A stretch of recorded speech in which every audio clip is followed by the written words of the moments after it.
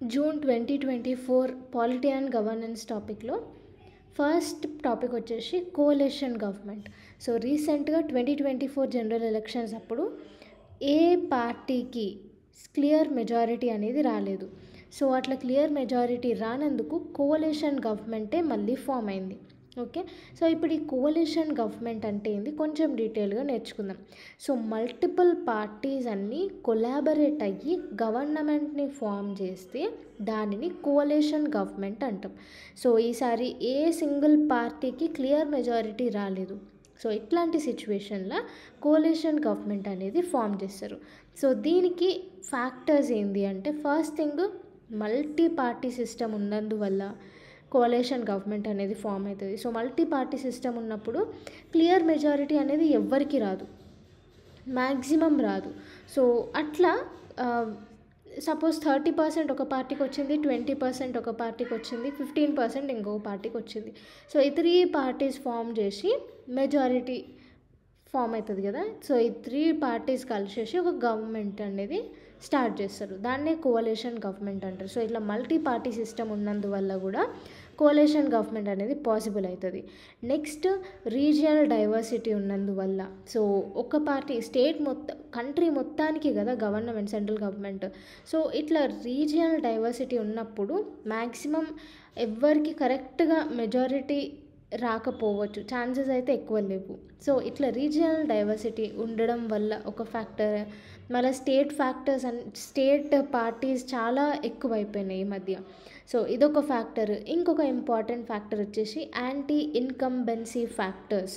So anti incumbency factors అంటే voters అందరూ ruling పార్టీకి అగెయిన్స్ట్గా ఒక ఫీలింగ్ జనరేట్ చేసుకొని ఉంటారు. సో వాళ్ళు ప్రీవియస్గా చేసిన తప్పులు కానీ, ఫర్ సపోజ్ అన్ఎంప్లాయ్మెంట్ వల్ల, రైల్వే యాక్సిడెంట్స్, ఇట్లాంటి అన్నిటినీ దృష్టిలో పెట్టుకొని ఓటర్స్కి అగెయిన్స్ట్ రూలింగ్ పార్టీకి అగెయిన్స్ట్గా టర్న్ అవుతారు. సో ఇట్లాంటి ఫ్యాక్టర్స్ వల్ల కూడా కోalition గవర్నమెంట్ అనేది ఫామ్ అవుతుంది. సో ఇవన్నమాట. సో ఇది యాంటీ ఇన్కంబెన్సీ ఫ్యాక్టర్స్ అనేది ఒక ఇంపార్టెంట్ వర్డ్ మనం నేర్చుకోవాల్సింది. సో బేసిక్గా కోalition గవర్నమెంట్ టూ ఫామ్స్లో ఉంటుంది. ఒకటి వచ్చేసి ప్రీ ఎలక్షన్ అలయన్స్, ఇంకొకటి పోస్ట్ ఎలక్షన్ అలయన్స్. సో ఇట్లా ఎలక్షన్ కంటే ముందు పార్టీస్ అన్నీ కలిసి ఎలక్షన్స్లో కంటెస్ట్ చేస్తాయి. సో పార్టీస్ అన్నీ అంటే 2-3 పార్టీలు ఒక దగ్గరికి అయ్యి ఒక ఒక ఒక ప్రమోట్ చేసుకుంటూ పోతారు ఆ పార్టీస్ అన్నీ. లేదు అంటే ఎలక్షన్స్ తర్వాత ఎవ్వరికి మెజారిటీ రాకపోతే అప్పుడు కొన్ని పార్టీస్ అన్ని కొలాబరేట్ అయ్యి గవర్నమెంట్ని ఫామ్ చేస్తాయి. సో అది post election coalitions. So first time 1977లో జనతా గవర్నమెంట్ సెంటర్లో కోalition గవర్నమెంట్ అనేది ఫామ్ చేసింది. దాని తర్వాత 1989లో కోalition పొలిటిక్ ఎరా అనేది స్టార్ట్ అయిందనమాట. ఇండియాలో కోalition పాలిటిక్స్ అనేవి స్టార్ట్ అయినాయి 1989 నుంచి. తర్వాత 1999 నుంచి 2004 వరకు నేషనల్ డెమోక్రటిక్ అలయన్స్ అనేది 5 years సక్సెస్ఫుల్గా కోalition గవర్నమెంట్ అనేది రన్ చేసింది. సో ఈ టైంలో ప్రైమ్ మినిస్టర్ వచ్చేసి అటల్ బిహారీ వాజ్పేయి. నెక్స్ట్ వచ్చేసి 2024లో మళ్ళీ కోalition పాలిటిక్స్ అనేవి స్టార్ట్ అయినాయి. స్పెషల్గా ప్రతి స్టేట్ లెవెల్లో, సెంట్రల్ లెవెల్లో కోalition పాలిటిక్స్ అనేవి మళ్ళీ స్టార్ట్ అయినాయి. సో దీనికి సిగ్నిఫికెన్స్ ఏంది, కోalition గవర్నమెంట్ ఉండడం వల్ల ఇంపార్టెన్స్ ఏంది మనకి అంటే ఫస్ట్ థింగ్ బ్రాడర్ రిప్రజెంటేషన్ అనేది ఉంటుంది. సో అన్ని పార్టీలు అంటే 3-4 పార్టీలు ఒకటై గవర్నమెంట్ ఫామ్ చేసినప్పుడు ఆ 3-4 పార్టీలకు డిఫరెంట్ అజెండాస్ అనేవి ఉంటాయి. ఒకటి స్టేట్ పార్టీ అయి ఉండొచ్చు, ఒకటి స్టూడెంట్స్ని సపోర్ట్ చేసే పార్టీ అయి ఉండొచ్చు, ఒకటి గవర్నమెంట్ ఎంప్లాయీస్ని సపోర్ట్ చేసే పార్టీ అయి ఉండొచ్చు. సో ఇట్లా డిఫరెంట్ అజెండాస్తో ఉన్న పార్టీస్ అన్ని కొలాబరేట్ అయినప్పుడు రిప్రజెంటేషన్ అనేది చాలా బ్రాడ్గా ఉంటుంది. వాళ్ళ అజెండా అనేది ముందుకు తీసుకెళ్ళగలుగుతారు. ఇదొకటి. నెక్స్ట్ లాభం వచ్చేసి checks and balances. So coalition government form చేసిరంటే అపోజిషన్ కూడా చాలా స్ట్రాంగ్గా ఉంది అని అర్థం చేసుకోవచ్చు. ఓకే, సో ఈ టైంలో చెక్స్ అండ్ బ్యాలెన్సెస్ కరెక్ట్గా మనం మెయింటైన్ చేయొచ్చు. సో ఏమైనా డెసిషన్ మేకింగ్ అనేది కరప్ట్గా లేకపోతే ఎట్లనైనా డౌట్ వచ్చినప్పుడు మనం ఇమీడియట్లీ పాయింట్అవుట్ చేయొచ్చు అనమాట. అపోజిషన్ చాలా స్ట్రాంగ్ ఉంటుంది, విత్ ఇన్ పార్టీస్ కూడా అపోజ్ చేసే ఛాన్సెస్ ఉంటాయి. సో దీనివల్ల ఏమవుతుంది, గవర్నమెంట్ కొంచెం ఎఫిషియెంట్గా రన్ చేసే ఛాన్సెస్ ఉంటాయి. Next consensus building. సో ఇదేంటి అంటే మ్యాక్సిమము ఈ కోalition గవర్నమెంట్ ఫామ్ చేసిన తర్వాత ఈ పాలసీస్ ఇవన్నీ ఆల్మోస్ట్ అన్ని స్టేట్స్ నుంచి యాక్సెప్టెన్స్ వచ్చే ఛాన్సెస్ ఉంటాయి, ఎందుకంటే కోalition గవర్నమెంట్ ఫామ్ అయింది కాబట్టి. నెక్స్ట్ గవర్నమెంట్ యొక్క అకౌంటబిలిటీ అనేది పెరిగిపోతుంది. నెక్స్ట్ కోఆపరేటివ్ ఫెడరలిజం అనేది మనం అచీవ్ చేస్తాం. ఏంటిది ఇది అంటే ఎట్లా అంటే కోఆపరేటివ్ ఫెడరలిజం ఎట్లా అచీవ్ చేస్తామంటే రీజియనల్ పార్టీస్ కూడా ఉంటాయి. సో ఈ రీజియనల్ పార్టీస్ ఏం చేస్తాయంటే బార్గెనింగ్, వాళ్ళు కోalition గవర్నమెంట్లు ఉంటే వాళ్ళకి బార్గెనింగ్ పవర్ కూడా ఎక్కువ పెరుగుతుంది. సో దీనివల్ల డీసెంట్రలైజ్డ్ ఫెడరలిజం అనేది మనకు కనిపిస్తుంది.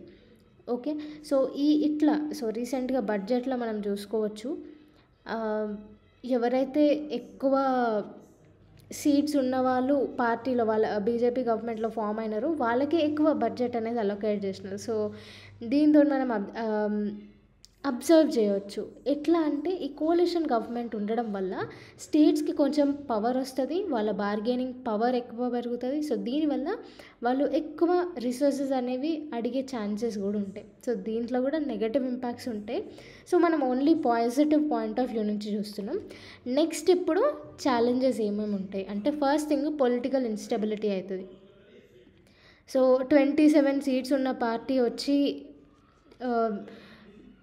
ఒక పార్టీలో జాయిన్ అయితే, అంటే ఇప్పుడు బీజేపీలో జాయిన్ అయింది. సో కోర్స్ ఆ 27 సీట్స్ ఉన్న వాళ్ళు ఎక్కువ ఆశిస్తారు. సో దీనివల్ల ఏమవుతుంది అంటే వాళ్ళ దగ్గర ఒకవేళ వీళ్ళకి ఎక్కువ అమౌంట్ ఇచ్చినామంటే పొలిటికల్గా ఇన్స్టేబుల్ అయిపోతుంది. అపోజిషన్ పార్టీస్ క్వశ్చన్ చేస్తాయి, పీపుల్ క్వశ్చన్ చేస్తారు. సో దీనివల్ల ఏమవుతుంది, పొలిటికల్ ఇన్స్టెబిలిటీ అనేది ఫామ్ అవుతుంది. సో అట్లనే పొలిటికల్ ఇన్స్టెబిలిటీ 1998లో అయ్యింది. సో ఎన్డీఏ గవర్నమెంట్ కోalitionలో ఫామ్ అయింది, పొలిటికల్ ఇన్స్టెబిలిటీ అయిపోయింది, వితిన్ 13 months ఎన్డీఏ గవర్నమెంట్ వెళ్ళిపోయింది. అట్లా అనమాట. నెక్స్ట్ వచ్చేసి పాలసీ పెరాలిసిస్. సో ఇదేంటి అంటే డెసిషన్ మేకింగ్ అనేది చాలా స్లోగా ఉంటుంది, ఎందుకంటే చాలా పార్టీస్ ఇన్వాల్వ్ అయి ఉంటాయి కాబట్టి ప్రతి దానికి అపోజ్ చేసే ఛాన్సెస్ అనేవి ఎక్కువ ఉంటాయి. సో దీనివల్ల డెసిషన్ మేకింగ్ అనేది చాలా స్లోగా వెళ్తుంది. సో దీనివల్ల పాలసీ పెరాలిసిస్ అనేది అవుతుంది. సో చాలా పార్టీస్ ఇన్వాల్వ్ అవ్వడం వల్ల ఈ పాలసీ పెరాలిసిస్ అనేది అవుతుంది. ఎగ్జాంపుల్ 2008లో ఇండో న్యూక్లియర్ డీల్ అయింది. సో ఈ డీల్కి చాలామంది, ఇది డీల్ అయినప్పుడు కూడా కోalition గవర్నమెంటే ఉండే. సో ఈ కోalition గవర్నమెంట్ ఉన్నప్పుడు చాలామంది విత్ ఇన్ గవర్నమెంట్లోనే చాలామంది అపోజ్ చేయడం, డీలే చేయడం అట్లా అయింది. సో దీనివల్ల ఏమైంది అంటే ఇది చాలా డీలే అయిపోయింది ఈ deal. Next myopic decision making. So ఇదేంటి అంటే లాంగ్ టర్మ్ స్ట్రాటజీస్ ఏవైతే ఉంటాయో అవి మనము ఎఫిషియెంట్గా ఇంప్లిమెంట్ చేయలేము ఒకవేళ కోalition గవర్నమెంట్ ఫామ్ అయితే. సో ఫ్రీక్వెంట్గా వాళ్ళ పొలిటికల్ వ్యూస్ చేంజ్ అవ్వడం వల్ల, చాలా పార్టీస్ ఉంటాయి, వాళ్ళ పొలిటికల్ వ్యూస్ అన్నీ చేంజ్ అవ్వడం వల్ల ఫ్రీక్వెంట్గా లాంగ్ టర్మ్ స్ట్రాటజీస్ని డిస్ట్రాక్ట్ చేసే విధంగా ఈ పాలసీస్ అన్నీ ఉంటాయి.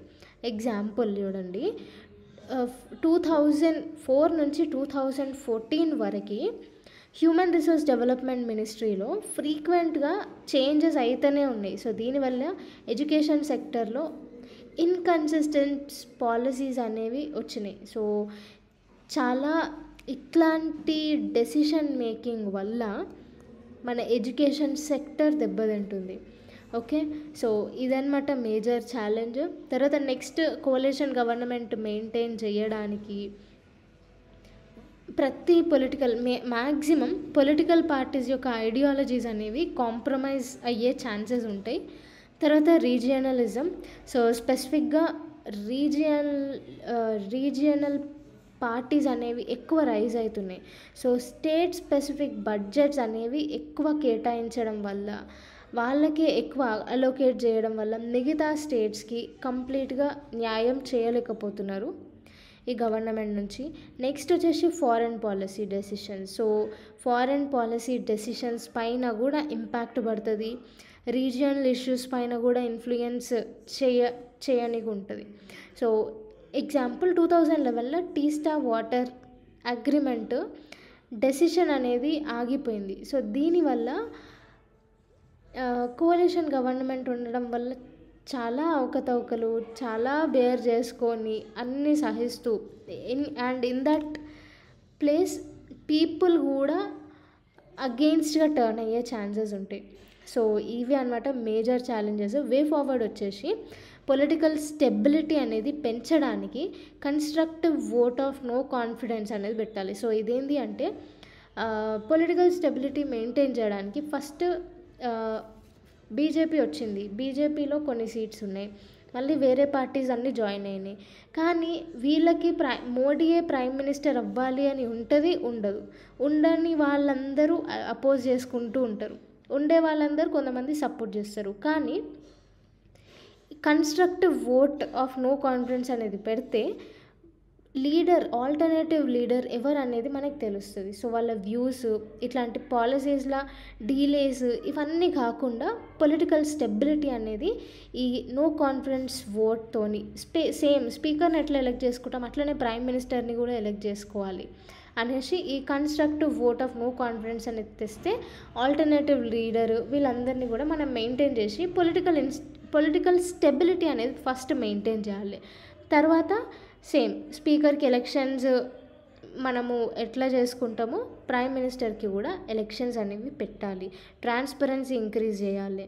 మళ్ళీ ఈ కామన్ మినిమం ప్రోగ్రామ్ ఇంప్లిమెంటేషన్, ఏమేం పాలసీస్ ప్రోగ్రామ్స్ ఇంప్లిమెంట్ చేస్తుర్రో అవన్నీ పబ్లిక్ రిపోర్టింగ్ అనేది చేయాలి. తర్వాత లాంగ్ టర్మ్ పాలసీ స్ట్రాటజీస్ అనేవి కాన్స్టెంట్గా, ఈ స్ట్రాటజీస్కి మల్టిపుల్ పార్టీ సిస్టమ్ ఉన్నప్పుడు బ్రేక్ పడుతూనే ఉంటుంది, కానీ కాన్స్టెంట్గా ఈ లాంగ్ టర్మ్ పాలసీస్ని చెక్ చేసుకుంటూ దాన్ని ఇంప్లిమెంట్ చేసుకుంటూ పోవాలి. సో ఇదన్నమాట మొత్తానికి కోalition గవర్నమెంట్ గురించి. 1.2 demand for new states. So independence అయిన తర్వాత లింగ్విస్టిక్ బేసిస్ పైన ఫామ్ అయిన ఫస్ట్ స్టేట్ ఆంధ్రప్రదేశ్ స్టేట్ అనమాట. సో 1953లో ఆంధ్రప్రదేశ్ స్టేట్ అనేది ఫామ్ అయింది.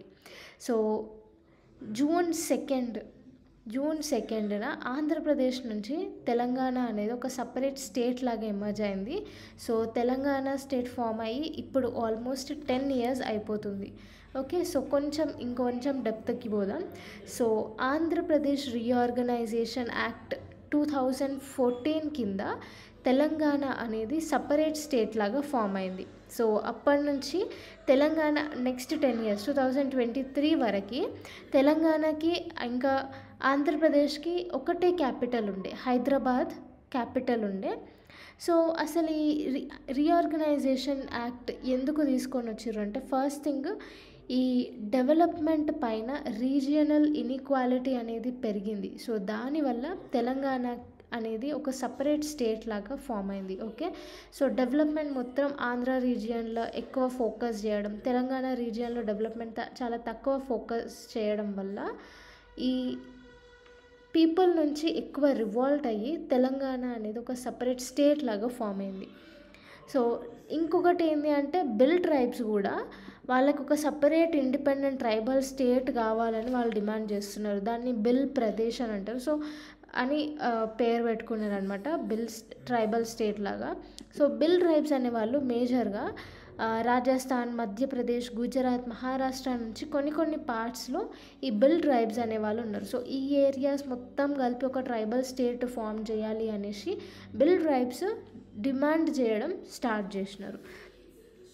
సో అసలు ఈ న్యూ స్టేట్ అనేది ఎట్లా ఫామ్ అవుతుంది, దీని ప్రొసీజర్ ఏంది, దీని గురించి కొంచెం డీటెయిల్గా నేర్చుకుందాం. సో ఆర్టికల్ 3 ఏం చెప్తుంది, formation of new states and alteration of areas, boundaries, names of existing states. So names change చేయాలన్నా, బౌండరీస్, స్టేట్ యొక్క బౌండరీస్ చేంజ్ చేయాలన్నా, కొత్త స్టేట్ ఫామ్ చేయాలన్నా ఆర్టికల్ 3ని మనం యూజ్ చేయొచ్చు. సో ఆర్టికల్ 3ని ఎట్లా మనం స్టేట్ ఫామ్ చేయొచ్చు అంటే ఫస్ట్ థింగ్ పార్లమెంట్కి స్టేట్ ఫామ్ చేయడం, స్టేట్ని స్టేట్ బౌండరీస్ చేంజ్ చేయడం, స్టేట్ నేమ్ చేంజ్ చేయడం, ఇట్లాంటివి చేసే పవర్ అనేది బై లా పార్లమెంట్కి ఉంటుంది. సో పార్లమెంట్ స్టేట్స్ ఫామ్ అయినా చేయొచ్చు, 2-3 స్టేట్స్ కలిపి ఒక స్టేట్ ఫామ్ అయినా చేయొచ్చు, లేదంటే ఒక స్టేట్ని 2 స్టేట్స్ లాగా బ్రేక్ చేసే పవర్ కూడా పార్లమెంట్కి ఉంటుంది. Okay, through ordinary legislation. So simple మెజారిటీలో ఈ కొత్త స్టేట్ అనేది క్రియేట్ చేయొచ్చు సింపుల్ మెజారిటీ యూజ్ చేసుకొని. సో బేసిక్గా ఇది ప్రెసిడెంట్ రికమెండ్ చేస్తాడు ఒక బిల్లు తీసుకురావాలనేసి. సో పార్లమెంట్లో ఏ హౌస్ అయినా, 2 హౌసెస్లో ఏ హౌస్ అయినా, లోక్సభ అయినా రాజ్యసభలోనైనా బిల్ అనేది ఇంట్రడ్యూస్ చేసి త్రూ సింపుల్ మెజారిటీ కొత్త స్టేట్ అనేది తీసుకొని రావచ్చు. ఇది అన్నమాట కంప్లీట్ ప్రొసీజర్. సో ఈ మధ్యకాలంలో కొత్త స్టేట్ ఫామ్ కావాలి అనే డిమాండ్స్ మనకి చాలా ఎక్కువ అవుతున్నాయి. సో దానికి మేజర్ ఫ్యాక్టర్స్ ఏంది తెలుసుకుందాం. First thing, linguistic diversity. So చాలా డిఫరెంట్ రీజియన్స్లో మనకి డిఫరెంట్ లాంగ్వేజెస్ అనేవి ఉన్నాయి. ఓవరాల్గా మన ఇండియాలో 1600+ లాంగ్వేజెస్ అనేవి ఉన్నాయి. ఓకే, సో ఇట్లా లింగ్విస్టిక్ డైవర్సిటీ ఉండడం వల్ల కొత్త స్టేట్ ఫామ్ కావాలి అనే డిమాండ్ పెరిగిపోతుంది. ఫర్ ఎగ్జాంపుల్ 1960లో లాంగ్వేజ్ బేసిస్గానే గుజరాత్, మహారాష్ట్ర ఈ 2 స్టేట్స్ ఫామ్ అయినాయి. Next, under development, regional disparities. So ఒకటే రీజియన్లో, ఒక స్టేట్లో ఒకటే రీజియన్లో ఎక్కువ కాన్సన్ట్రేట్ చేసి, ఎక్కువ డెవలప్మెంట్ యాక్టివిటీస్, ఎక్కువ బడ్జెట్ అలొకేట్ చేసి, వేరే రీజియన్స్ అన్నిట్లో తక్కువ అసలు ఫోకసే చెయ్యకపోవడం వల్ల రీజియనల్ డిస్పారిటీస్ అనేవి పెరుగుతాయి. సో దీనివల్ల మన తెలంగాణ స్టేట్ కూడా అట్లనే ఫామ్ అయింది. ఆంధ్ర రీజియన్లోనే ఎక్కువ development activities, resource allocation, budget అంతా అక్కడనే ఎక్కువ కేటాయించి, తెలంగాణ రీజియన్లో తక్కువ కేటాయించడం వల్ల తెలంగాణ పీపుల్ అందరూ అగెయిన్స్ట్ అయ్యి తెలంగాణని ఒక సపరేట్ స్టేట్ లాగా వీళ్ళు తెచ్చుకున్నారు. సో ఇట్లా రీజియనల్ డిస్పారిటీస్ వల్ల కొత్త స్టేట్ ఫామ్ అయ్యే ఛాన్సెస్ అనేవి ఎక్కువ ఉంటాయి. Next, cultural identity. సో ప్రతి వాళ్ళకి వాళ్ళ ఓన్ కల్చర్, లాంగ్వేజ్, కస్టమ్స్, వాళ్ళ రేస్, ట్రెడిషన్ ఇవన్నీ ప్రొటెక్ట్ చేయాలని ఇది ఉంటుంది. సో ఈ కల్చరల్ ఐడెంటిటీ వల్ల కూడా సపరేట్ స్టేట్ అడిగే ఛాన్సెస్ ఉన్నాయి. సో తెలంగాణ కూడా ఫామ్ అయింది, ఇది కూడా ఒక రీజన్. నెక్స్ట్, అడ్మినిస్ట్రేటివ్ ఎఫిషియన్సీ అనేది అంత కరెక్ట్గా లేకపోవడం వల్ల ఈ డిమాండ్ అనేది పెరుగుతుంది. సో కొన్ని జడ్జ్మెంట్స్ ఉన్నాయి సపరేట్ స్టేట్ ఫార్మేషన్ గురించి.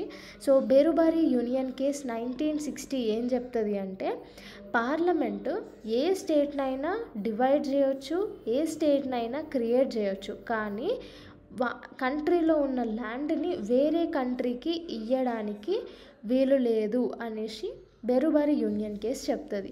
కానీ ఇవ్వాలంటే ఆర్టికల్ 368ని చేంజ్ చేయాలి, అమెండ్ చేయాలి. సో ఆర్టికల్ 368ని చేంజ్ చేసి 9th కాన్స్టిట్యూషనల్ అమెండ్మెంట్ యాక్ట్ అనేది తీసుకొని వచ్చారు 1960. సో దీని కింద పాకిస్తాన్కి కొన్ని టెరిటరీస్ అనేవి ట్రాన్స్ఫర్ చేసినారు. సో ఇదన్నమాట బేరుబారి యూనియన్ కేస్కి సంబంధించింది. తర్వాత కమిషన్స్ గురించి నేర్చుకుందాం. మనకి స్టేట్ రీఆర్గనైజేషన్ కమిషన్స్ చాలా ఏర్పడినాయి. దాంట్లో 3 ఇంపార్టెంట్ వచ్చేసి ఎస్కే ధార్ కమిషన్ 1948. సో ఇదేం చెప్తుంది అంటే, అడ్మినిస్ట్రేటివ్ కన్వీనియన్స్ని బేస్గా తీసుకొని రీఆర్గనైజేషన్ చేయాలి కానీ, స్టేట్స్ ఫార్మేషన్ చేయాలి కానీ, లాంగ్వేజ్ బేసిస్గా తీసుకొని మాత్రం స్టేట్స్ని ఫామ్ చేయొద్దు అనేసి ఎస్కే ధార్ కమిషన్ చెప్తుంది. తర్వాత మళ్ళీ జేవీపీ కమిషన్ వస్తుంది. సో జేవీపీ కమిటీ ఏంటి అంటే, జవహర్లాల్ నెహ్రూ, వల్లభాయ్ పటేల్, పట్టాభి సీతారామయ్య ఈ ముగ్గురు కలిసి జేవీపీ కమిటీ అనేది స్టార్ట్ చేస్తారు 1948లో. ఇందులో ఏం చెప్తారంటే, ఇందులో కూడా సేమ్ లాంగ్వేజ్ని బేసిస్గా తీసుకొని స్టేట్స్ క్రియేట్ చేయొద్దు అనేసి జేవీపీ కమిషన్ రికమెండ్ చేస్తుంది. తర్వాత నెక్స్ట్ వచ్చింది ఫజల్ అలీ కమిషన్ 1953. సో ఈ కమిషన్ కొన్ని 4 మేజర్ రికగ్నిషన్స్, ఐడెంటిటీస్ తీసుకొని వస్తుంది అనమాట. సో ఈ 4 ఫ్యాక్టర్స్ బేసిస్గానే మనం స్టేట్ని క్రియేట్ చేయాలి అనేసి state reorganisation commission Fazal Ali commission అనేది చెప్తుంది. ఏంటిది అది అంటే ఫస్ట్ థింగ్ వాళ్ళ యూనిటీని ఇంకా సెక్యూరిటీ ఆఫ్ ద కంట్రీని మనం ప్రొటెక్ట్ చేయాలి. ఈ గైడ్లైన్స్ని మనం క్రాస్ చేసి సపరేట్ స్టేట్ని క్రియేట్ చేయడానికి లేదు అనేసి ఫస్ట్ చెప్తుంది. Preservation and strengthening of unity and security of India. Second factor వచ్చేసి లింగ్విస్టిక్ అండ్ కల్చరల్ హోమోజెనిటీ. తర్వాత లాంగ్వేజ్ బేసిస్గా, కల్చర్ బేసిస్గా క్రియేట్ చేయొచ్చు. Unity and security of the country బేసిస్గానే మనం క్రియేట్ చేయాలి. Next financial, economic and administrative considerations. ఫినాన్షియల్గా, ఎకనామిక్గా, అడ్మినిస్ట్రేటివ్గా ఈ మూడింటి నుంచి మనం ఆలోచించి స్టేట్ అనేది క్రియేట్ చేయాలి. తర్వాత planning and promotion of welfare of the people and nation as a whole. Welfare of the పీపుల్ని దృష్టిలో పెట్టుకొని కరెక్ట్గా మనం ప్లాన్ చేయాలి. ఈ 4 ఫ్యాక్టర్స్ని బేస్ చేసుకొని ఒక స్టేట్ అనేది కొత్త స్టేట్ ఫామ్ అవ్వచ్చా లేదా అని దానిపైన డెసిషన్ తీసుకోవాలి అని చెప్తారు. తర్వాత ఈ ఫజల్ అలీ కమిషన్ అనేది రికమెండేషన్స్ ఏమని చెప్తుంది అంటే only 14 states 6 union territories form చేయాలి అని చెప్తుంది. తర్వాత ఇందులో ఉన్న కొన్ని రికమెండేషన్స్ని through 7th constitutional amendment act government implement చేస్తుంది. ఇదన్నమాట ఇంపార్టెంట్ స్టేట్ రీఆర్గనైజేషన్ కమిటీస్ వచ్చేసి ఎస్కే ధార్ కమిషన్ 1948, జేవీపీ కమిషన్ ఇది కూడా 1948, Fazal Ali commission 1953. Arguments state create చేయాలన్నా లేదా అనేసి ఫేవర్లో ఒకటి, అగెయిన్స్ట్గా ఒకటి ఉన్నాయి ఆర్గ్యుమెంట్స్. ఈ ఆర్గ్యుమెంట్స్ని కూడా మనం డిస్కస్ చేసుకుందాం. ఏంది కొత్త స్టేట్ క్రియేట్ చేస్తే అడ్మినిస్ట్రేటివ్ ఎఫిషియన్సీ అనేది పెరుగుతుంది. దీనివల్ల ఏమవుతుంది, ప్రాపర్ రిసోర్సెస్ అన్నీ కరెక్ట్గా యూటిలైజ్ చేసుకోవచ్చు. నెక్స్ట్ తెలంగాణ కూడా ఫామ్ అయింది. తెలంగాణ ఫామ్ అయిన తర్వాత వాటర్ రిసోర్సెస్ అనేవి ఎఫిషియెంట్గా యూజ్ చేసుకుంటున్నారు. దీనివల్ల ఏమైందంటే 2015లో 4.57 million metric ton paddy increase అయితే 2023కి వచ్చేవరకు 20 million metric tons of paddy అనేది ఇంక్రీజ్ అయింది. ప్రొడక్షన్ అనేది ఎక్కువ అయిపోయింది. ఎందుకు అంటే వాటర్ రిసోర్సెస్ని మనం కరెక్ట్గా యూటిలైజ్ చేసుకుంటున్నాం. నెక్స్ట్ ఇన్నోవేషన్కి వస్తే గవర్నెన్స్, సర్వీస్ డెలివరీ ఇవన్నీ పెరిగిపోయినాయి. For example Sikkim.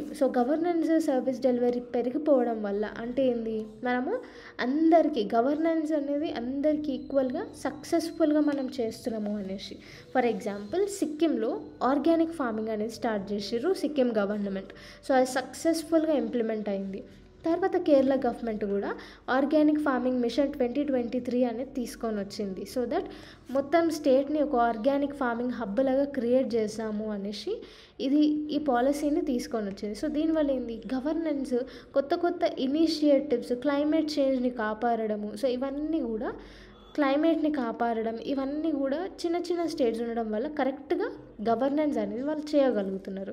Next trade అనేది చాలా పెరిగింది. స్పెషల్గా చిన్న స్టేట్స్ అయిన ఈ ఉత్తరాఖండ్, హిమాచల్ ప్రదేశ్, గోవాలో ట్రేడ్ అనేది ఇంక్రీజ్ అయింది. పెద్ద స్టేట్స్తో కంపేర్ చేస్తే ఈ ఉత్తరప్రదేశ్, మధ్యప్రదేశ్తో కంపేర్ చేస్తే చిన్న స్టేట్స్లో ట్రేడ్ అనేది పెరిగింది. తర్వాత డెవలప్మెంట్ అనేది బెటర్ ఉంది. రీజియనల్ డిస్పారిటీస్, మళ్ళీ స్టేట్లో టెన్షన్స్ ఇవన్నీ తక్కువ అయిపోయినాయి.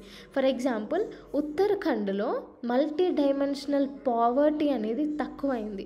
2015లో మల్టీ డైమెన్షనల్ పావర్టీ వచ్చేసి 17.67% ఉంటే 2019 to 21కి వచ్చేవరకు 9.67కి పడిపోయింది.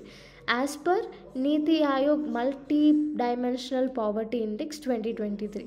దీనివల్ల ఏంది, చిన్న స్టేట్స్ ఉంటే గవర్నెన్స్ పెరుగుతుంది. గవర్నెన్స్ పెరిగినప్పుడు డెవలప్మెంట్ పైన ఎక్కువ ఫోకస్ చేస్తారు, రిసోర్సెస్ కరెక్ట్గా యూటిలైజ్ చేయడానికి మీద ఫోకస్ చేస్తారు. దానివల్ల పావర్టీ అనేది ఆటోమేటిక్గా తక్కువ అవుతుంది, ఎడ్యుకేషన్ సిస్టమ్ పెరుగుతుంది, క్లైమేట్ని మనం కాపాడవచ్చు. ఇట్లాంటి డిఫరెంట్ గవర్నెన్స్ మోడల్స్ అనేవి ఇంప్లిమెంట్ చేయడానికి వస్తుంది ఒకవేళ చిన్న స్టేట్స్ అంటే కొత్త స్టేట్స్ క్రియేట్ అయితే. ఇప్పుడు కొత్త స్టేట్స్ క్రియేట్ అయితే వచ్చే నెగటివ్ ఇంపాక్ట్స్ ఏంది, దీని గురించి కూడా కొంచెం డీటెయిల్గా నేర్చుకుందాం.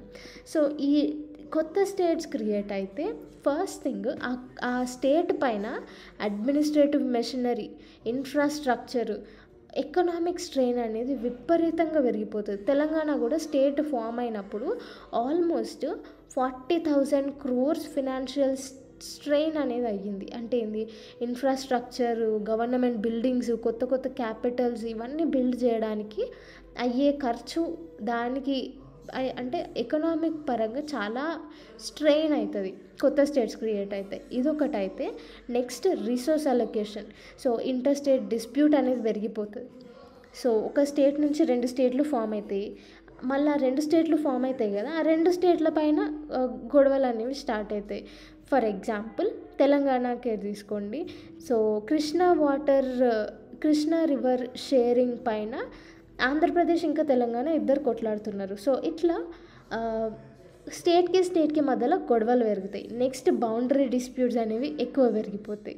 సో ఫర్ ఎగ్జాంపుల్ కర్ణాటక ఇంకా మహారాష్ట్ర బెల్గావి పైన కొట్లాడుతూ ఉంటాయి అన్నమాట. బెల్గావి అనేది మా ప్లేస్ అంటే మా ప్లేస్ అని కర్ణాటక ఇంకా మహారాష్ట్ర ఇద్దరు కొట్లాడుకుంటుంది. నెక్స్ట్ కొత్త స్టేట్ క్రియేట్ చేయడం వల్ల మళ్ళీ ఇంకా స్టేట్స్ ఫామ్ కావాలి, ఇంకా కొత్త స్టేట్స్ ఫామ్ కావాలనే డిమాండ్ అనేది ఇంక్రీజ్ అవుతూనే ఉంటుంది. సో ఇదన్నమాట అగెయిన్స్ట్ కొత్త స్టేట్స్కి అగెయిన్స్ట్గా వచ్చిన ఆర్గ్యుమెంట్స్. సో వే ఫార్వర్డ్ చూసుకుంటే, సో డెవలప్మెంట్స్ అనేవి ఎక్కువ ఫోకస్ చేయాలి. స్పెషల్గా కొత్త స్టేట్స్ కావాలని ఎందుకు డిమాండ్ చేస్తారంటే ఎకనామిక్ డిస్పారిటీస్ లేకుండా చూసుకోవాలి ఫస్ట్. సో డెవలప్మెంట్ ఓన్లీ ఒక్క రీజియన్లోనే కాన్సన్ట్రేట్ చేయడం వల్ల, కొంతమంది పీపుల్కే కాన్సన్ట్రేట్ చేయడం వల్ల డెవలప్మెంట్ ఇష్యూస్ ఇవన్నీ స్టార్ట్ అవుతాయి. సో దీనివల్ల కొత్త స్టేట్ డిమాండ్ అనేది పెరుగుతుంది. అట్లా కాకుండా ఎకనామిక్ డిస్పారిటీస్ లేకుండా, డెవలప్మెంట్ ఇష్యూస్ లేకుండా ఉండాలి. Next expert committees. ఏదైనా కొత్త స్టేట్ క్రియేట్ చేసే ముందు ఎక్స్పర్ట్ కమిటీ ఒపీనియన్ అనేది తీసుకోవాలి. తర్వాత ఎకనామిక్ వయబిలిటీ ఏంది అంటే, కొత్త స్టేట్ ఫామ్ చేయాలనుకుంటే 60% ఆఫ్ ఎక్స్పెండిచర్ ఉండాలి. 60% ఆఫ్ ఎక్స్పెండిచర్ ఉన్నాకనే కొత్త స్టేట్స్ అనేవి క్రియేట్ చేయాలి. తర్వాత నెక్స్ట్ వచ్చేసి క్లియర్ గైడ్ లైన్స్ అనేవి మెన్షన్ చేయాలి. ఫర్ సపోజ్ డెవలప్మెంట్ బేసిస్ పైన, so economic and social issues పైన ఎక్కువ ఫోకస్ చేస్తే ఆల్మోస్ట్ ఈ డిమాండ్స్ అనేవి తగ్గిపోతాయి. 1.3 ఇంటర్నల్ ఎమర్జెన్సీ. సో ఎమర్జెన్సీ అంటే పీపుల్ యొక్క డెమోక్రటిక్ రైట్స్ని సస్పెండ్ చేసి స్టేట్స్ పైన సెంట్రల్ గవర్నమెంట్ పవర్ని ఇంపోజ్ చేయడం ఎమర్జెన్సీ. సో ఫండమెంటల్ రైట్స్ని సస్పెండ్ చేయడం అనేది వెయిమార్ కాన్స్టిట్యూషన్ నుంచి డిరైవ్ చేసుకున్నాం. సో ఇది జర్మనీ కాన్స్టిట్యూషన్ అనమాట. సో ఈ కాన్స్టిట్యూషన్ కింద ఫండమెంటల్ రైట్స్ని ఎమర్జెన్సీ సిచ్యువేషన్లో సస్పెండ్ చేయడం అనే ప్రావిజన్ని మనం తీసుకున్నాం అనమాట. సో ఎమర్జెన్సీ అనేది మన కాన్స్టిట్యూషన్లో ఆర్టికల్ 352 నుంచి ఆర్టికల్ 360 వరకు ఉంది. Part 18 of the constitution emergency అనేది పెట్టినారు. సో మెయిన్ రీజన్ ఏంటి అంటే, ఎమర్జెన్సీ ఎందుకు ఇంపోజ్ చేస్తారు అంటే, ఫస్ట్ థింగ్ మన కంట్రీ యొక్క సావర్నిటీ, ఇంటిగ్రిటీ, యూనిటీ ఇంకా సెక్యూరిటీని ప్రొటెక్ట్ చేయడం కోసం, మళ్ళీ కాన్స్టిట్యూషన్ని సెక్యూర్ చేయడం కోసం, డెమోక్రటిక్ పొలిటికల్ సిస్టమ్ని స్టేబుల్గా ఉంచడం కోసం ఎమర్జెన్సీ అనేది విధిస్తారు. సో మనకి ఇంటర్నల్ ఎమర్జెన్సీ అనేది June 25, 1975న విధించినారు. సో ఇంటర్నల్ ఎమర్జెన్సీ కంప్లీట్ అయ్యి 50 years అవుతుంది. సో 2024 వరకు 50th ఇయర్ అనమాట. సో అందుకు ఈ టాపిక్ అనేది న్యూస్లో ఉంది. సో మనకి టైప్స్ ఆఫ్ ఎమర్జెన్సీస్ గురించి చూసుకుంటే, first thing national emergency. National emergency అంటే ఆర్టికల్ 352 కిందికి వస్తుంది. సో ప్రెసిడెంట్ అడ్వైస్ పైన క్యాబినెట్ ఇంకా ప్రైమ్ మినిస్టర్ వీళ్ళందరూ ఓవరాల్ కంట్రీ పైన, లేకపోతే కంట్రీలో ఏదో ఒక పార్ట్ పైన ఎమర్జెన్సీ అనేది విధించవచ్చు. సో దీనికి కావాల్సిన ఎమర్జెన్సీ ఇంపోజ్ చేయడానికి మెయిన్ రీజన్ ఏముండాలంటే, వార్ అని ఉండాలి, ఎక్స్టర్నల్ అగ్రెషన్ లేదా ఆర్మ్డ్ రెబెలియన్ అయిన ఉండాలి. అంతకుముందుకి మనకి ఇంటర్నల్ ఎమర్జెన్సీ అనేది ఉండే ఆర్మ్డ్ రెబెలియన్ ప్లేస్లో. కానీ ఈ ఇంటర్నల్ ఎమర్జెన్సీ తీసేసి ఆర్మ్డ్ రెబెలియన్ అని పెట్టినారు. So war, external aggression or armed rebellion basis పైన నేషనల్ ఎమర్జెన్సీ అనేది విధిస్తారు. సో ఇప్పటి వరకు నేషనల్ ఎమర్జెన్సీ అనేది 3 టైమ్స్ ఇంపోజ్ చేసిర్రు. ఒకటేమో 1962 చైనాతోని వార్ అవుతున్నప్పుడు, నెక్స్ట్ వచ్చేసి 1971 పాకిస్తాన్తోని వార్ అవుతున్నప్పుడు, థర్డ్ వన్ వచ్చేసి 1975 ఇంటర్నల్ ఎమర్జెన్సీ. సో కంట్రీ లోపల డిస్టర్బెన్స్ ఉండడం వల్ల ఇంటర్నల్ ఎమర్జెన్సీ అనేది ఇంపోజ్ చేసినారు. సో ఈ 3 టైమ్స్ నేషనల్ ఎమర్జెన్సీ అనేది ఇంపోజ్ చేసినారు. నేషనల్ ఎమర్జెన్సీ ఆర్టికల్ వచ్చేసి 352. తర్వాత సో 1975 ఇంటర్నల్ డిస్టర్బెన్స్ రీజన్తో ఎమర్జెన్సీ ఇంప్లిమెంట్ చేసిరు కాబట్టి వేరే గవర్నమెంట్ చేంజ్ అయినప్పుడు 1978లో 44th కాన్స్టిట్యూషనల్ అమెండ్మెంట్ యాక్ట్ అనేది తీసుకొని వచ్చారు. సో దాని ప్లేస్లో అంతకుముందు చెప్పిన కదా ఇంటర్నల్ డిస్టర్బెన్స్ అని ఉండే, సో ఇంటర్నల్ డిస్టర్బెన్స్ని తీసేసి ఆర్మ్డ్ రెబెలియన్ అనేది తీసుకొని వచ్చారు. సో అట్లా మనకి ఎమర్జెన్సీ ప్రావిజన్స్ అనేవి ఇక్కడి వరకు వార్ ఆర్ ఎక్స్టర్నల్ అగ్రెషన్ లేదా ఎక్స్టర్నల్ ఎమర్జెన్సీ లేదా ఆర్మ్డ్ రెబెలియన్ బేసిస్ పైన ఎమర్జెన్సీ అనేది ఇంప్లిమెంట్ చేయవచ్చు. సో అంతకుముందు ఆర్మ్డ్ రెబెలియన్ లేకపోతుండే, ఇంటర్నల్ డిస్టర్బెన్స్ అనేది ఉండే. 44th కాన్స్టిట్యూషనల్ అమెండ్మెంట్ యాక్ట్ ద్వారా ఇంటర్నల్ ఎమర్జెన్సీని తీసేసి ఆర్మ్డ్ రెబెలియన్ అనేది పెట్టిర్రు. సో ఇదన్నమాట. So next type of emergency వచ్చేసి ప్రెసిడెంట్ రూల్. ఇది వచ్చేసి ఆర్టికల్ 356 కింద వస్తుంది. సో స్టేట్ ఎమర్జెన్సీ లేదా కాన్స్టిట్యూషనల్ ఎమర్జెన్సీ ఉన్నప్పుడు ఈ ప్రెసిడెంట్ రూల్ అనేది ఇంపోజ్ చేస్తారు. నెక్స్ట్ వచ్చేసి ఫినాన్షియల్ ఎమర్జెన్సీ. సో ఈ ప్రెసిడెంట్ రూల్ కూడా చాలాసార్లు ప్రతి స్టేట్ ఎమర్జెన్సీ లేకపోతే ఇంటర్నల్ డిస్టర్బెన్సెస్ అయినప్పుడు ప్రెసిడెంట్ రూల్ అనేది ఇంపోజ్ చేస్తారు. అట్లా చాలాసార్లు అయింది. తర్వాత ఫినాన్షియల్ ఎమర్జెన్సీ ఇదేంటి అంటే ఆర్టికల్ 360 కిందికి వస్తుంది. కంట్రీ మొత్తం ఫినాన్షియల్గా ఇన్స్టేబుల్ సిచ్యువేషన్లో ఉన్నప్పుడు ఫినాన్షియల్ ఎమర్జెన్సీ అనేది ఇంపోజ్ చేస్తారు. సో మన ఇండియాలో ఇప్పటి వరకు ఫినాన్షియల్ ఎమర్జెన్సీ అనేది ఇంపోజ్ చేయలేదు. Next procedure of proclamation of emergency. So ఎమర్జెన్సీని ఎట్లా ఇంప్లిమెంట్ చేస్తారు అంటే ఫస్ట్ థింగ్ అప్రూవల్. సో 2 హౌసెస్లో అప్రూవ్ చేయాలి వితిన్ 1 month. అప్రూవ్ చేసిన తర్వాత ఎమర్జెన్సీ అనేది 6 months వరకు ఎక్స్టెండ్ అవుతుంది. అండ్ తర్వాత మళ్ళీ ఇండెఫినెట్ టైం పీరియడ్ వరకు ఎమర్జెన్సీని ఎక్స్టెండ్ చేయొచ్చు. కానీ ప్రతి 6 monthsకి parliament approval with special majority అనేది కావాలి. So parliament approval with special majority అనేది 44th కాన్స్టిట్యూషనల్ అమెండ్మెంట్ యాక్ట్ 1978 కింద వచ్చింది. Okay, so either house of parliament ఈ రెజల్యూషన్ని ఎక్స్టెండ్ చేయొచ్చు అన్నమాట. So either Lok Sabha or Rajya Sabha. So ఒకవేళ లోక్సభ డిజాల్వ్ అయితే ఆ టైంలో ఎమర్జెన్సీ పీరియడ్లో లోక్సభ అనేది డిజాల్వ్ అయితే నెక్స్ట్ 30 days రాజ్యసభ మెయింటైన్ చేసుకుంటూ పోతుంది. సో తర్వాత లోక్సభ కొత్త ఎలక్షన్స్ అయ్యి లోక్సభ ఫామ్ అయినాక కొత్త లోక్సభ ఫామ్ అయినాక అది వితిన్ 1 month వరకు ఆ ఎమర్జెన్సీ అనేది ఉంటుంది. తర్వాత వీళ్ళు మళ్ళీ తీసుకొని రావాలి ప్రావిజన్స్ అన్నీ. ఎమర్జెన్సీ ఇంప్లిమెంటేషన్ అవసరమైతే ఆ కొత్త లోక్సభ గవర్నమెంట్ తీసుకొని రావచ్చు. సో అప్పటి వరకు రాజ్యసభని మెయింటైన్ చేసుకుంటూ వస్తుంది. సో ఇదన్నమాట ప్రొసీజరు. తర్వాత రివొకేషన్. సో ఎట్లా ఎమర్జెన్సీని తీయొచ్చు అంటే ప్రెసిడెంట్ ఎనీ టైం ఎమర్జెన్సీని సస్పెండ్ చేయొచ్చు వితౌట్ పార్లమెంట్ అప్రూవల్. తర్వాత ఒకవేళ ప్రెసిడెంట్ చేయకపోతే లోక్సభ సింపుల్ మెజారిటీతోని ఎమర్జెన్సీని డిసప్రూవ్ చేయొచ్చు, తీసేయచ్చు. సో ఇదన్నమాట. Next reasons. ఇంటర్నల్ ఎమర్జెన్సీ 1975 నుంచి 77 వరకు ఇంటర్నల్ ఎమర్జెన్సీ అయింది. సో దీనికి గల రీజన్స్ ఏంటి అంటే first thing economic context. So prices అనేవి 1973లో 23% ప్రైజెస్ అనేవి పెరిగిపోయినాయి. అన్ని గూడ్స్ సర్వీసెస్ అన్నిటిపైన ప్రైజెస్ అనేవి పెరిగిపోయినాయి. తర్వాత 1974న ఆ ప్రైజెస్ ఇంకా 30% పెరిగిపోయినాయి. సో దీనివల్ల కంట్రీలో హై లెవెల్ ఆఫ్ ఇన్ఫ్లేషన్ అనేది అయింది. ప్రజలకి తిండి సరిగా దొరకకపోయేది. సో ఇట్లా మొత్తం కంట్రీ మొత్తం అన్స్టేబుల్గా అయిపోయింది ప్రైసెస్ పెరగడం వల్ల. తర్వాత అదే టైంలో గుజరాత్ ఇంకా బీహార్ స్టూడెంట్స్ ప్రొటెస్ట్ చేయడం స్టార్ట్ చేసినారు. మళ్ళీ జ్యుడిషియరీతోని ఇంకా జ్యుడిషియరీకి ఇంకా సెంట్రల్ గవర్నమెంట్కి అస్సలు పడకపోయేది. దాంట్లో A N Ray chief justice of India లాగా అపాయింట్ అయినాడు. ఈవెన్ దో ఏఎన్ రాయ్ కంటే సీనియర్ మోస్ట్ జడ్జెస్ ఇంకా 3 మెంబర్స్ ఉన్నా కానీ ఏఎన్ రాయ్ని సిజేఐ లాగా అపాయింట్ చేసుకున్నారు. సో దీనివల్ల కాన్ఫ్లిక్ట్స్ అనేవి ఇంకా పెరిగిపోయినాయి. సో ఇవన్నిటి వల్ల ఎమర్జెన్సీ అనేది ఇంపోజ్ చేసినారు. సో ఇంటర్నల్ ఎమర్జెన్సీ వల్ల ఇంపాక్ట్స్ ఏమేమైనాయి అంటే, ఫస్ట్ థింగ్ పొలిటికల్ ఇంపాక్ట్స్ వచ్చేసి సివిల్ లిబర్టీ పైన, అంటే ఫండమెంటల్ రైట్స్ మొత్తం సస్పెండ్ చేసినారు, ప్రెస్ కౌన్సిల్ని అబాలిష్ చేసారు, జర్నలిస్టులు అందరినీ ఎవరు దొరికితే వాళ్ళని అందరినీ జైల్లో పెట్టేసినారు. మొత్తం ఓవరాల్ కంట్రీలో సెంట్రల్ పవరే ఎక్కువ నడుస్తుండే. దీనివల్ల 42nd కాన్స్టిట్యూషనల్ అమెండ్మెంట్ యాక్ట్ కూడా తీసుకొని వచ్చారు ఈ టైం పీరియడ్లో 1976లో.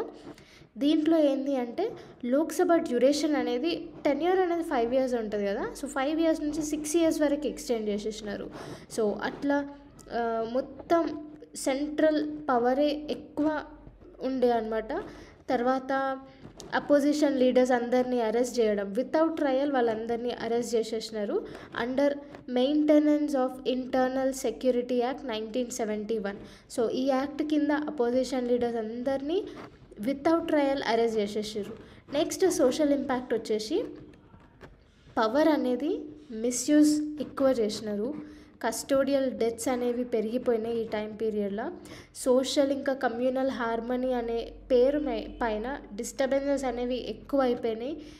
అండ్ రిలీజియస్ ఆర్గనైజేషన్స్ అన్నిటినీ బ్యాన్ చేసినారు. ఎగ్జాంపుల్ రాష్ట్రీయ స్వయం సేవక్ సంఘ్, జమాతీ ఇస్లామీ, ఇవన్నీ ఎట్సెట్రా, ఇవన్నీ రిలీజియస్ ఆర్గనైజేషన్స్ అన్నిటినీ బ్యాన్ చేసినారు for social and communal harmony అని.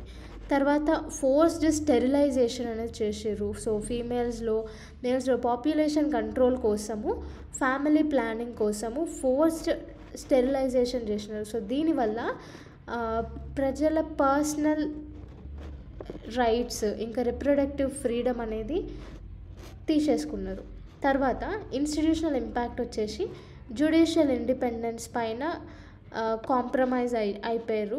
సో ఏంటి అంటే government 42nd constitutional amendment act impose చేసి జ్యుడిషియల్ రివ్యూని లిమిట్ చేసింది. సో దీనివల్ల సెంట్రలైజేషన్ ఆఫ్ పవర్ని మిస్యూజ్ చేస్తున్నారు. సో దీన్ని కంట్రోల్ చేసేది జ్యుడిషియరీ. సో జ్యుడిషియరీని కూడా లిమిట్ చేసేసింది ఈ 42nd కాన్స్టిట్యూషనల్ అమెండ్మెంట్ యాక్ట్ ద్వారా. సో ఇవన్నీ social, political and institutional impacts. So దీని తర్వాత ఇంటర్నల్ ఎమర్జెన్సీ టైం పీరియడ్ తర్వాత 44th కాన్స్టిట్యూషనల్ అమెండ్మెంట్ యాక్ట్ 1978 అనేది తీసుకొని వచ్చారు నెక్స్ట్ ఫామ్ అయిన గవర్నమెంట్. దీని కింద రిటర్న్ అప్రూవల్ అనేది కావాలి. ఎమర్జెన్సీ ప్రొక్లెయిమ్ చేయాలి అంటే క్యాబినెట్ ఒక రిటర్న్ అడ్వైజ్ అనేది ప్రెసిడెంట్కి ఇవ్వాలి. ప్రెసిడెంట్ కూడా రిటర్న్ అప్రూవల్ అనేది చేయాలి. సో ఇదన్నమాట కొత్తగా ఇంట్రడ్యూస్ చేసిన చేంజ్. తర్వాత నెక్స్ట్ వచ్చేసి ఫండమెంటల్ రైట్స్కి సంబంధించింది. ఆర్టికల్ 359 ఏంది అంటే ప్రెసిడెంట్కి ఫండమెంటల్ రైట్స్ రిస్ట్రిక్ట్ చేసే రైట్ ఉంటుంది. కానీ దీంట్లో ఈ చేంజెస్లో ఈ స్కోప్ ఆఫ్ ఆర్టికల్ 359 అనేది లిమిట్ చేసినారనమాట, రిస్ట్రిక్ట్ చేసినారు. సో దీనికి ఏంటి అంటే ఆర్టికల్ 20 ఏంటి అంటే ఇప్పుడు ఏం రీజన్ లేకుండా అరెస్ట్ చేయడానికి ఉండదన్నమాట. సో ఆర్టికల్ 20 ఏం రీజన్ లేకుండా అరెస్ట్ చేయొచ్చు. నెక్స్ట్ ఆర్టికల్ 21 పర్సనల్ ఇంకా రైట్ టు లైఫ్, ఇవన్నీ ఈ రెండు కూడా ఎమర్జెన్సీ టైంలో ఎన్ఫోర్సబుల్ ఉంటాయి.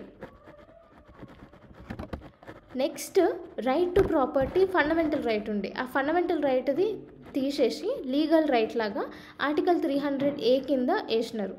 నెక్స్ట్ టర్మ్ ఆఫ్ లోక్సభ, అంతకుముందు ఇంటర్నల్ ఎమర్జెన్సీ టైం పీరియడ్లో 5 years ఉండేదాన్ని 6 years వరకు ఎక్స్టెండ్ చేసారు కదా. ఆ 6 yearsని తీసేసి మళ్ళీ 5 years వరకు చేసినారు. సో ఆర్టికల్ 83 ఇంకా ఆర్టికల్ 72 ఏంది duration of houses of parliament article 83 ఉంటుంది. ఆర్టికల్ 172 వచ్చేసి duration of state legislature. So ఈ రెండింటిని కూడా 6 years వరకు ఉంటే 6 years నుంచి 5 years వరకు చేసేసినారు మళ్ళీ. తర్వాత ఆర్టికల్ 275A తీసేసినారు. ఏంది 275A అంటే ఏ సిచ్యువేషన్లు ఉన్నా కానీ సెంట్రల్ గవర్నమెంట్ ఆర్మ్డ్ ఫోర్సెస్ని లేదా వేరే అదర్ ఫోర్సెస్ని దింపొచ్చు ఆ స్టేట్లో కంట్రోల్ చేయడం కోసం. సో ఈ ఆర్టికల్ అనేది తీసేసినారు. తర్వాత జ్యుడిషియల్ రివ్యూ అనేది చేంజ్ చేసారు. ఇదేంటి అంటే ప్రెసిడెంట్ ఎలక్షన్స్ పైన కానీ వైస్ ప్రెసిడెంట్ ఎలక్షన్స్ పైన కానీ ఏమైనా డౌట్స్ డిస్ప్యూట్స్ అనేవి ఉంటే మనము సుప్రీం కోర్ట్ దగ్గరికి పోయి ఎంక్వైర్ చేసుకోవచ్చు. సో ఇదన్నమాట ఓవరాల్గా. సో ఈ బాక్స్లో ఏముందంటే మే 1977లో Janata government internal emergency time పీరియడ్లో ఏమేమైతే మ్యాల్ ప్రాక్టీసెస్ మిస్కండక్ట్స్ అయినాయో అవన్నీ ఎంక్వైర్ చేయడం కోసము జస్టిస్ జేసీ షా కమిషన్ అనేది తీసుకొని వచ్చారు. సో కంక్లూజన్కి వచ్చేసి సో కాన్సన్ట్రేషన్ ఆఫ్ పవర్ అనేది ప్రివెంట్ చేయాలి. కాన్సన్ట్రేషన్ ఆఫ్ పవర్ తీసేసి డీసెంట్రలైజేషన్ ఆఫ్ పవర్ ఉంటే అప్పుడే డెమోక్రసీ కంట్రీకి ఒక ట్రూ మీనింగ్ అనేది వస్తుంది. తర్వాత డెమోక్రటిక్ ప్రిన్సిపల్స్ అనేవి మనం స్ట్రెంగ్తెన్ చేయాలి అని కంక్లూజన్లో ఉంది. 1.4 ప్రొపోర్షనల్ రిప్రజెంటేషన్. సో ఎలక్షన్స్లో డిఫరెంట్ మెథడ్స్ ఉంటాయి. First past the post system ఒకటి, ప్రొపోర్షనల్ రిప్రజెంటేషన్ ఒకటి, ఇంకా చాలా different types of election methods అనేవి ఉంటాయి. సో మన ఇండియాలో వాడేదైతే first past the post system అనేది మనం వాడతాం. సో ఇది న్యూస్లో ఎందుకు ఉంది అంటే ఎక్స్పర్ట్స్ లోక్సభ ఎలక్షన్స్లో ఇప్పుడు వాడే first past the post system కంటే ప్రొపోర్షనల్ రిప్రజెంటేషన్ సిస్టమ్ ఎక్కువ ఎఫిషియెంట్గా ఉంటుంది అనేసి ఎక్స్పర్ట్స్ చెప్తున్నారు. సో ఈ ఫస్ట్ పాస్ ద పోస్ట్ సిస్టమ్కి ప్రొపోర్షనల్ రిప్రజెంటేషన్కి డిఫరెన్స్ ఏంది కొంచెం డీటెయిల్డ్గా చదువుకుందాం. సో ఫస్ట్ వచ్చేసి first past the post system, దీన్ని సింపుల్ మెజారిటీ సిస్టమ్ అని కూడా అంటాం. సో దీని కింద కంట్రీ అనేది డిఫరెంట్ కాన్స్టిట్యుయెన్సీస్ లాగా డివైడ్ అయ్యి ప్రతి కాన్స్టిట్యుయెన్సీలో ఒక రిప్రజెంటేటివ్ని మనం ఎలక్ట్ చేసుకుంటాం. సో దీంట్లో ఏంది అంటే ఇప్పుడు ఫైనల్గా మనం ఎలక్ట్ చేసుకుంటాం. లోక్సభ ఎలక్షన్స్ ఏమవుతుంది, ఒక పార్టీకి 30% వస్తుంది, సెకండ్ పార్టీకి 20% వస్తుంది, థర్డ్ పార్టీకి 40% వస్తుంది. అంటే మ్యాక్సిమం ఓట్స్ థర్డ్ పార్టీకి 40% ఓట్స్ అనేవి థర్డ్ పార్టీకి వస్తాయి. కానీ వీళ్ళు ఫస్ట్ ఇంకా సెకండ్ పార్టీస్ రెండు కలిపి కోalition గవర్నమెంట్ ఫామ్ అయితే 30% ఓట్స్ వచ్చిన వాళ్ళు 20% ఓట్స్ వచ్చిన వాళ్ళు వీళ్ళు గెలుస్తారు. అంటే ఏంది, ఈ proportional system first past the post సిస్టంలో ఓట్స్ కంటే సీట్స్కి ఎక్కువ వాల్యూ ఉంటుంది. ఓకే, 50+1% మెజారిటీ లేకపోయినా గెలిచే ఛాన్సెస్ మాత్రం హైగా ఉంటాయి ఈ టైప్ ఆఫ్ సిస్టంలో. యుఎస్, యూకే, కెనడా, ఇండియా అందరూ ఈ టైప్ ఆఫ్ ఎలక్టోరల్ సిస్టమ్ అనేది వాడతారు. సో దీంట్లో బెనిఫిట్స్ ఏంటి అంటే ఇది ఈజీగా అర్థం చేసుకోవచ్చు. స్టేబుల్ గవర్నమెంట్ అనేది ఉంటుంది. ఇంకా డిఫరెంట్ సోషల్ గ్రూప్స్ అన్నీ ఎలక్షన్స్లో పార్టిసిపేట్ చేసి విన్ కావచ్చు. ఇక్కడ సోషల్ గ్రూప్స్ అంటే మనము కొంచెం మెజారిటీలో ఉండే సోషల్ గ్రూప్స్ అని చెప్పుకోవచ్చు. ఎందుకంటే చిన్న చిన్న సోషల్ గ్రూప్స్కి రిప్రజెంటేషన్ అనేది దీంట్లో అయితే ఉండదు. నెక్స్ట్ వచ్చేసి కన్సర్న్స్ ఏంటి అంటే మనం ఇక్కడ ఓట్స్ కంటే సీట్స్కి ఎక్కువ వాల్యూ ఇస్తున్నాం. 30% ఓట్లు వచ్చిన వాళ్ళు 20% ఓట్లు వచ్చిన వాళ్ళు ఫామ్ అయ్యి గవర్నమెంట్ ఫామ్ చేసుకుంటారు. 40% ఓట్స్ వచ్చిన వాళ్ళు అంతే. ఇంకా అంటే ఏంది, ఓట్స్కి మనం వాల్యూ ఇవ్వట్లేదు, దీంట్లో సీట్స్కి వాల్యూ ఇస్తున్నాం. సో ఇంకొకటి ఏంది, చిన్న చిన్న గ్రూప్స్కి రిప్రజెంటేషన్ అనేది చాలా తక్కువ ఉంటుంది. సో ఇదన్నమాట first past the post system. ఇప్పుడు మనం ప్రొపోర్షనల్ రిప్రజెంటేషన్ గురించి నేర్చుకుందాం. దీంట్లో ఏంది అంటే ఒక్క కంట్రీ మొత్తం ఒక కాన్స్టిట్యుయెన్సీ లాగా మనం చూస్తాం. సో ఒక కాన్స్టిట్యుయెన్సీకి ఒకడు లేదా దానికంటే ఎక్కువ రిప్రజెంటేటివ్స్ అనే వాళ్ళని మనం ఎలక్ట్ చేసుకోవచ్చు. ఇక్కడ ఏంది అంటే ఓటర్స్ రిప్రజెంటేటివ్స్ కంటే పార్టీకి ఓట్ చేస్తారు. ఇజ్రాయెల్, నెదర్లాండ్స్లో ఈ టైప్ ఆఫ్ ఎలక్టోరల్ సిస్టమ్ అనేది వాడుతున్నారు. సో ప్రతి పార్టీ ఓట్స్ పర్సంటేజ్ని బట్టి లెజిస్లేచర్లో సీట్స్ అనేవి ఇస్తారు. అండ్ దీంట్లో మనము ఈజీగా చెప్పొచ్చు అంటే ఏంది, పార్టీలో ఓట్ పర్సంటేజ్ని బట్టి సీట్స్ అనేవి ఇస్తారు. అంటే ఏంది, ఓటర్స్కి రిప్రజెంటేటివ్స్కి కనెక్షన్ ఉండదు. ఇదొక ల్యాగ్ అనమాట ఈ టైప్ ఆఫ్ సిస్టంలో. కానీ చిన్న చిన్న పార్టీస్, ఇండిపెండెంట్ క్యాండిడేట్స్ వీళ్ళందరికీ ఫేర్ ఆపర్చునిటీస్ అనేవి ఉంటాయి. అండ్ ఓట్ షేర్ అనేది అన్ని పార్టీస్కి కరెక్ట్గా రిప్రజెంటేషన్ అనేది వస్తుంది దీంట్లో. అండ్ నెక్స్ట్ వచ్చేసి ఇక్కడ ఏంది అంటే పీపుల్స్ ప్రిఫరెన్స్ అనేది మనం ఎక్కువ వాల్యూ ఇస్తాం అన్నమాట ఈ టైప్ ఆఫ్ సిస్టంలో. ఎందుకంటే దీంట్లో చూడండి, ఓట్స్ అంటే పీపుల్ ప్రిఫరెన్స్ కంటే పార్టీలో ఉన్న సీట్స్కి మనం ఎక్కువ వాల్యూ ఇస్తున్నాం ఫస్ట్ పాస్ ద పోస్ట్ సిస్టంలో. కానీ ఇక్కడ పీపుల్ ప్రిఫరెన్స్కి మనం ఎక్కువ వాల్యూ ఇస్తాం. అండ్ ఇంకొకటి ఏంటంటే ఇక్కడ ఫ్రాగ్మెంటెడ్ లెజిస్లేచర్ ఉంటుంది. సో అందరికీ ఈక్వల్గా కాకపోయినా ఎంతో కొద్దో గొప్ప రిప్రజెంటేషన్ ఇస్తున్నాం కాబట్టి లెజిస్లేచర్లో దీంట్లోనేమో మనకి మెజారిటీ అంటే ఎక్కువ మంది ఒకటే పార్టీకి సంబంధించిన వాళ్ళు ఉంటారు. కానీ ఇక్కడ డిఫరెంట్ మంది ఉంటారు, చాలామంది చిన్న పార్టీస్ ఉన్న వాళ్ళు కూడా లెజిస్లేచర్లోకి వచ్చేస్తారు. సో ఏంది, ఎక్కువ వైడ్ రిప్రజెంటేషన్ అనేది ఉంటుంది కాబట్టి పార్టీకి సంబంధించిన కొంతమందే ఉంటారు, సేమ్ పార్టీకి సంబంధించిన వాళ్ళు. సో అట్లా మనకి ఫ్రాగ్మెంటెడ్ లెజిస్లేచర్ అనేది ఉంటుంది.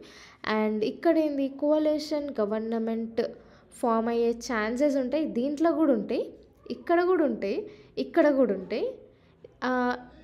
సో దీనివల్ల కోalition గవర్నమెంట్ ఎక్కడైనా ఫామ్ అయినా కానీ గవర్నమెంట్ అనేది స్టేబుల్గా ఉండదు. ఒక్కొక్కడు వచ్చి ఒక్కొక్క డిమాండ్ అడుగుతాడు. సో దాన్ని ఫుల్ఫిల్ చేయలేక అన్స్టేబుల్ అయిపోతుంది, పాలసీస్ కరెక్ట్గా ఇంప్లిమెంట్ చేయడానికి రాదు, లాంగ్ టర్మ్ గోల్స్ అచీవ్ చేయడానికి రాదు. సో ఇట్లా కోalition గవర్నమెంట్ ఫామ్ అవ్వడం వల్ల మనకి డిఫరెంట్ డిసడ్వాంటేజెస్ అయితే ఉంటాయి. నెక్స్ట్ ప్రొపోర్షనల్ రిప్రజెంటేషన్లో కూడా డిఫరెంట్ టైప్స్ అనేవి ఉంటాయి. ఫస్ట్ వచ్చేసి సింగిల్ ట్రాన్స్ఫరబుల్ ఓట్ సిస్టమ్. దీంట్లో ఏంటి అంటే మనము చాలామంది మెంబర్స్ ఉంటారు. సో వాళ్ళకి ఫస్ట్ ర్యాంక్ ఈయనకి, సెకండ్ ప్రిఫరెన్స్ ఈయనకి, థర్డ్ ప్రిఫరెన్స్ ఈయనకి అనేసి మనము అట్లా ఆర్డర్ ఆఫ్ ప్రిఫరెన్స్ పెట్టుకుంటూ పోతాం ఈ సింగిల్ ట్రాన్స్ఫరబుల్ ఓట్ సిస్టంలో. సో దీంట్లో ఏంటి అంటే మేజర్గా ఈ Rajya Sabha elections, state legislative council elections, president, vice president elections అన్నీ ఈ సింగిల్ ట్రాన్స్ఫరబుల్ ఓట్ సిస్టంలోనే మనం చేస్తాం. నెక్స్ట్ వచ్చేసి లిస్ట్ సిస్టమ్ ఏంటి అంటే ఓటర్స్కి పార్టీకి ఓట్ చేయమని చెప్తాం, క్యాండిడేట్స్కి కాదు పార్టీకి ఓట్ చేయమని ఇది ఉంటుంది. ఓటర్స్ అనే వాళ్ళు పార్టీకి ఓట్ చేస్తారు. నెక్స్ట్ వచ్చేసి mixed member proportional representation MMPR. ఇదేంటి అంటే దీంట్లో ఓటర్స్ 2 ఓట్లు వేస్తారు, ఒకటి రిప్రజెంటేటివ్కి వేస్తారు, ఒకటి పార్టీకి వేస్తారు. ఓకే, సో ప్రతి కాన్స్టిట్యుయెన్సీలో సేమ్ ఇక first past the post system ఇంకా ప్రొపోర్షనల్ రిప్రజెంటేషన్ సిస్టమ్ 2 మిక్స్ చేస్తే ఇది MMPR అనమాట. సో ప్రతి కాన్స్టిట్యుయెన్సీకి ఒక క్యాండిడేట్, ఒక రిప్రజెంటేటివ్ ఎలెక్ట్ అవుతాడు, మళ్ళీ ఇంకొకటి సెకండ్ ఓట్ ఇస్తాం కదా, పార్టీకి కూడా మనం ఓట్ ఇస్తాం. దీంట్లో ఏమవుతుందంటే స్టెబిలిటీ అనేది ఉంటుంది, అందరికీ ప్రొపోర్షనల్ రిప్రజెంటేషన్ అనేది ఉంటుంది. సో అందరూ రిప్రజెంటేటివ్స్ ఎలెక్ట్ అవుతారు. సో పార్టీకి ఎక్కువ ఓట్స్ ఇస్తే దాన్ని బేసిస్గా తీసుకొని కూడా మనం కొన్ని అడిషనల్ సీట్స్ అనేవి అలొకేట్ చేస్తాం. సో ఈ టైప్ ఆఫ్ సిస్టమ్ కొంచెం ఎఫిషియెంట్గా కనిపిస్తుంది మిగతా ఈ 2 సిస్టమ్స్ కంటే. సో ఈ MMPR సిస్టమ్లో ఏంటి అంటే స్టెబిలిటీ అనేది ఉంటుంది, వైడ్ రిప్రజెంటేషన్ అనేది ఉంటుంది. ఓకే, న్యాయమైన రిప్రజెంటేషన్ అనేది దీంట్లో ఉంటుంది. కానీ మనం ఎందుకు ఇంప్లిమెంట్ చేయట్లేదు ప్రొపోర్షనల్ రిప్రజెంటేషన్ సిస్టమ్ అంటే, ఫస్ట్ థింగ్ ఏంటి అంటే ప్రజలకి ఇది అర్థం చేసుకోవడానికి చాలా కష్టం ఉంటుంది, కాంప్లెక్స్ ఇష్యూస్ అనేవి ఉంటాయి. సో అందువల్ల మనం ఇంకా దీన్ని ఇంప్లిమెంట్ చేయలేదు. అండ్ నెక్స్ట్ ఏంటి అంటే మనది పార్లమెంటరీ గవర్నమెంట్. ఏంటి అంటే మెజారిటీ ఎవరికైతే ఓట్స్ వస్తాయో వాళ్ళే మనకి ప్రైమ్ మినిస్టర్ లాగా ఉండడం అట్లా అవుతుంది. కానీ మన టైప్ ఆఫ్ పార్లమెంటరీ గవర్నమెంట్కి ఈ ప్రొపోర్షనల్ రిప్రజెంటేషన్ సిస్టమ్ అనేది సూట్ కాదు. ఇది ఇంప్లిమెంట్ చేస్తే ఇన్స్టెబిలిటీ అనేది ఎక్కువ అవుతుంది, మళ్ళీ మల్టిపుల్ పొలిటికల్ పార్టీస్ రావడం వల్ల గవర్నమెంట్ అనేది స్టెబిలిటీ మెయింటైన్ చేయదు అనేసి మనం ఇంప్లిమెంట్ చేయలేదు. అండ్ ఇంకొకటి, ఇట్లాంటి ఎలక్షన్స్ కండక్ట్ చేయాలంటే మస్తు పైసలు ఖర్చు అవుతాయి. సో దానివల్ల కూడా మనం ఇంప్లిమెంట్ చేయలేదు. అండ్ ఇంకొకటి ఏంటంటే బై ఎలక్షన్స్కి అసలు స్కోపే ఉండదు ఇట్లాంటి ఎలక్షన్స్ చూస్ చేసుకుంటే. మళ్ళీ ఓటర్స్కి రిప్రజెంటేటివ్స్కి మధ్యన కాంటాక్ట్ ఉండదు. సో అంటే ఏంది, మనకు డెమోక్రటిక్ గవర్నమెంట్, మనకి డెమోక్రటిక్ కంట్రీ అంటే ఏంది, ఓటర్స్ అంటే మనము ఇండైరెక్ట్గా రూల్ చేస్తాం, కానీ ఇక్కడ ఏంటి అంటే రిప్రజెంటేటివ్స్ని మనం ఎలెక్ట్ చేసుకోవట్లేదు. సో కాంటాక్ట్ అనేది మనకి రిప్రజెంటేటివ్స్కి ఉండదు. తర్వాత ఏంటి అంటే పార్టీ సిస్టమ్కే ఎక్కువ సిగ్నిఫికెన్స్ ఉంటుంది, ఓటర్స్కి అంత సిగ్నిఫికెన్స్ ఉండదు. సో ఇవన్నీ కొన్ని డ్రాబ్యాక్స్. కాకపోతే ఈ ఎంఎంపిఆర్ మనము ఇంప్లిమెంట్ చేస్తే ఇప్పుడు యాక్చువల్గా మనకి సెన్సెస్ 2024లో పాపులేషన్ సెన్సెస్ అనేది చెయ్యాలి, ఇంకా చెయ్యలేదు. ఆల్మోస్ట్ 5 decades వరకు చెయ్యలేదు population census. Lok Sabha seat allocation సరిగ్గా లేదు. సో ఇట్లాంటి సిచ్యువేషన్లో మనం ఈ ఎంఎంపిఆర్ సిస్టమ్ ఆఫ్ ఎలక్షన్ వాడితే మనకి ఎఫిషియెంట్ గవర్నమెంట్, స్టెబిలిటీ గవర్నమెంట్, ఇంకా ఆన్సరబుల్ గవర్నమెంట్ అనేది ఫామ్ అవుతుంది. ఓకే, సో ప్రజలకి మన ఓట్స్ని వాల్యూ చేసే గవర్నమెంట్ కావాలి. సో అట్లాంటి గవర్నమెంట్, మళ్ళీ స్టేబుల్ గవర్నమెంట్, ఆన్సరబుల్ గవర్నమెంట్ అనేది ఈ ఎంఎంపిఆర్ సిస్టమ్ ఆఫ్ ఎలక్షన్స్లో మనకి యూజ్ అవుతుంది. ఇది most efficient way of electoral system అనమాట.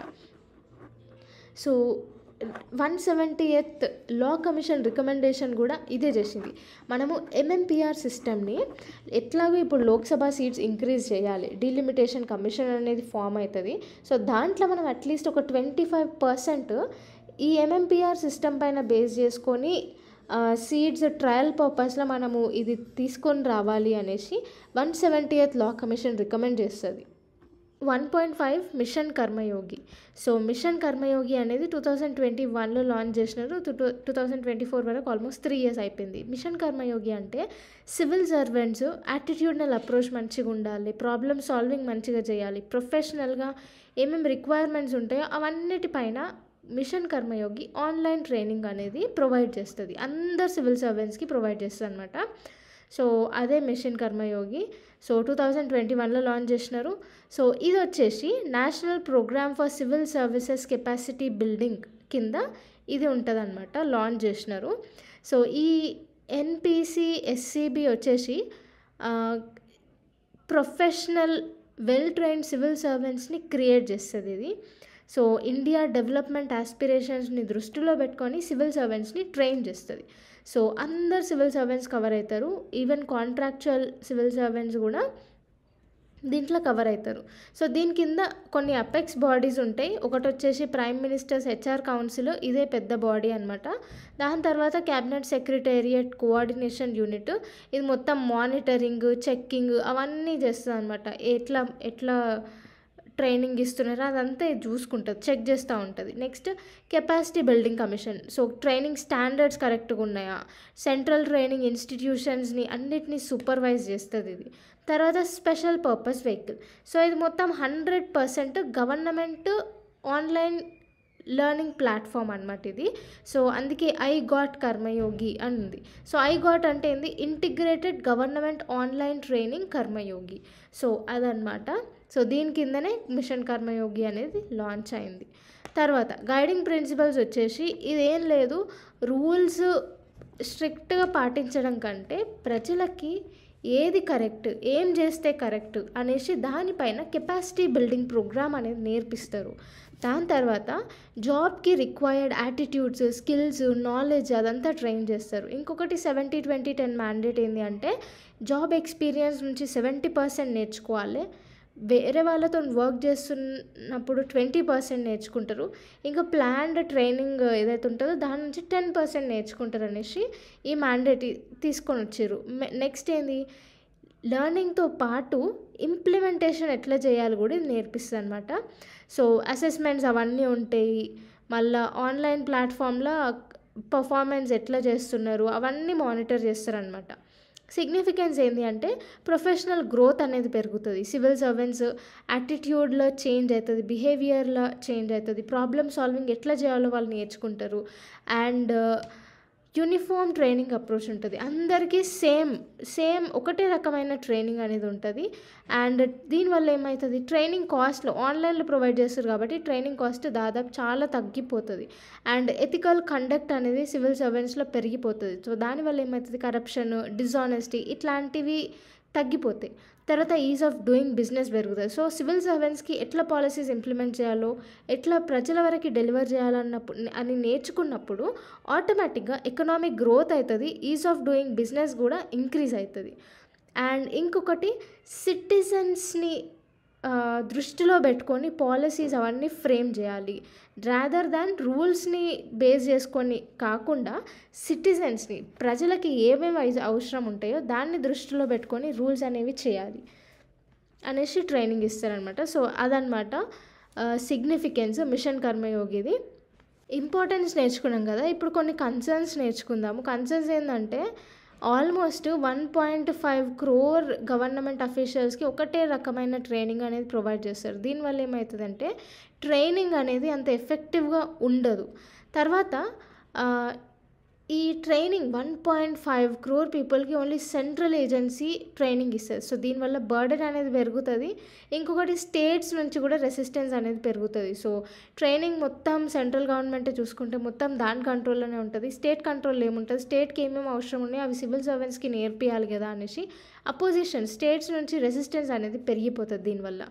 దాని తర్వాత అందరికీ అన్ని టైప్స్ ఆఫ్ సివిల్ సర్వెంట్స్కి సేమ్ ట్రైనింగ్ మాడ్యూల్ అనేది డిజైన్ చేసినారు. సో దీనివల్ల ఏమవుతుందంటే హిమాలయాస్లో పనిచేసే సివిల్ సర్వెంట్స్కి మళ్ళీ డెజర్ట్స్లో పనిచేసే సివిల్ సర్వెంట్స్కి చాలా డిఫరెన్స్ ఉంటుంది. కాబట్టి వాళ్ళు అంత ఎఫెక్టివ్ ట్రైనింగ్ నేర్చుకునే అవకాశం లేదు.